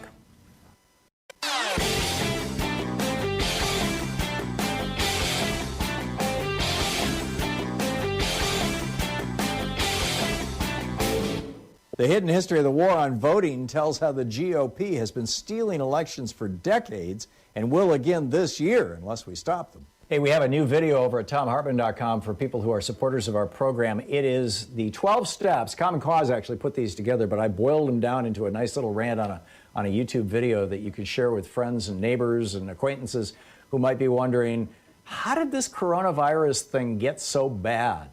Why is it that the United States has 1/3 of the deaths in the world? Why do we have over 100,000 dead people, and South Korea has 200, and Taiwan has like 70, and Australia has fewer than 100, and has pretty much squashed the virus? Why is it that only 7 people died in New Zealand? Why are so many other countries doing so well and we're not? Well, there's an answer to that question, and I lay it out in this little video. It's over at ThomHartmann.com, and you can grab it there and share it with your friends. And I'll give you a clue. Almost all of it has to do with things that orange guy in the White House either did or failed to do, but it's a great list. You can check it out at ThomHartmann.com.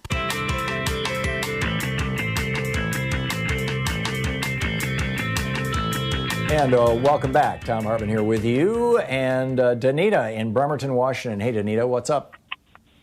Hi, Tom. I have to agree with a lot of your callers. Thank you for taking my call. I am a veteran. I was a corpsman in the Navy for 13.5 years, and I always voted absentee ballot. I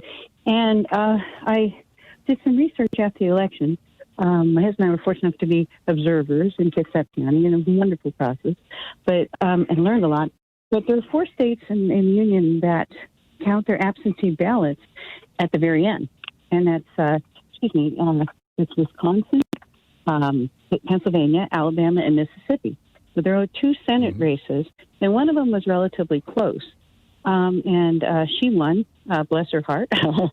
Cindy Hyde, I can't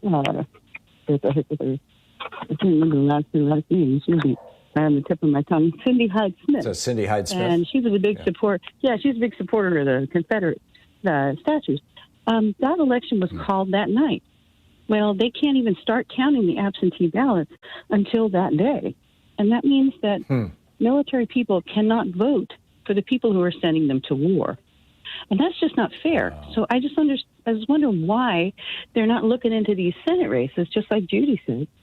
If they have to hold back and recount the absentee ballots for president, darn well, they all didn't jump and vote for just president. So, I mean, yeah, you're right. Why aren't they looking into this? And we had one in Alabama and one in Mississippi.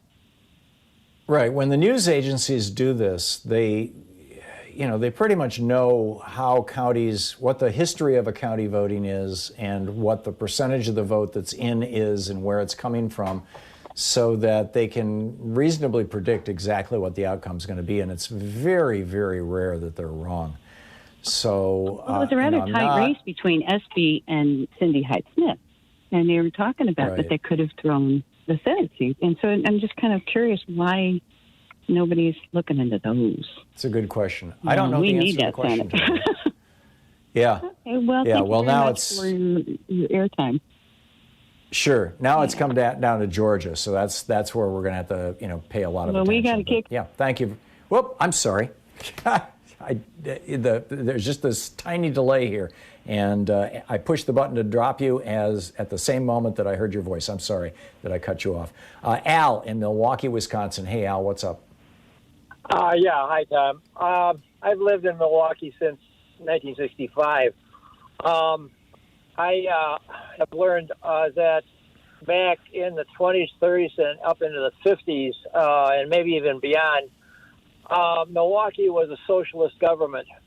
One of the previous mayors was Dan Hohn, then there was Frank Zeidler, and they accomplished incredible things. And not only that, but they actually had a kind of a social security type of program that I understand FDR borrowed from to create our current social security. I hear people complaining or saying, using horror stories about, socialism won't work in the American. Nonsense. It saved lives. It saved economy. Milwaukee became one of the machine shops of the world. So people who can become creative and create wealth for themselves under socialism is a possibility. I hear all this fear tactics, and it upsets me because I've seen that there was something done beautifully in Milwaukee. Yeah, I agree, Al. And a lot of the folks who, in the late part of the 1800s and the early part of the 20th century, came from Scandinavia. My grandfather, for example, and grandmother both came from Norway in 1917 and settled in northern Michigan, up in Newego near Grand Rapids. There's a large Norwegian community there. There are large Swedish and other Scandinavian communities in Minnesota and in Wisconsin. And that Betty White makes fun of on the old Golden Girls reruns that Louise and I are getting hooked on now, as a way of just checking out from this madness. And they brought socialism with them. They brought this community sense with them, and in Milwaukee, it's a good thing. In Milwaukee, the term was the old German socialists. Yeah, because, actually. There was an attempt to, a revolution in Germany that failed, but a lot of these people came to the Americas and to the United States and settled in Milwaukee, and there were some really inventive, creative people that were part of that immigration. So, anyway, you're right, and at that point, what we would call democratic socialism, not communism, but democratic socialism, was starting to become, very well developed in the Scandinavian and Northern European countries, and in Germany as well. You're absolutely right.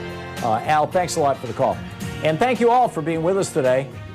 We'll be back tomorrow, same time, same place. Pretty sure Mark Pocan is going to start our first hour. He usually does on Wednesdays.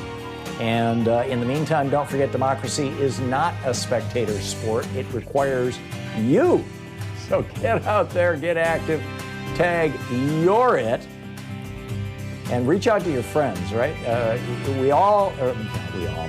most of us have at least a social media account or a list of friends that we can reach out to. Tell them about progressive media. Tell them about what's really going on in the world. Hashtag you're it.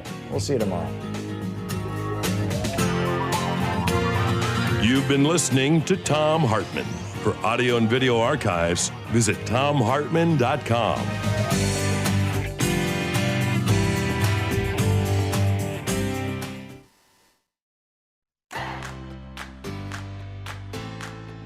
These companies support the Thom Hartmann Program. They are Gabi.com.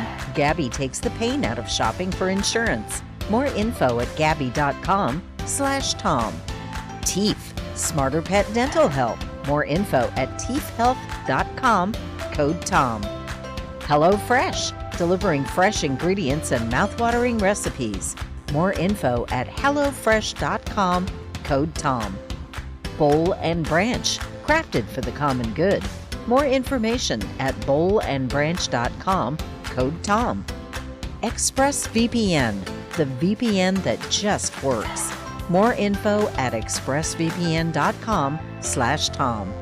And CB Distillery, CBD for sleeping. More info at cbdistillery.com, code TOM.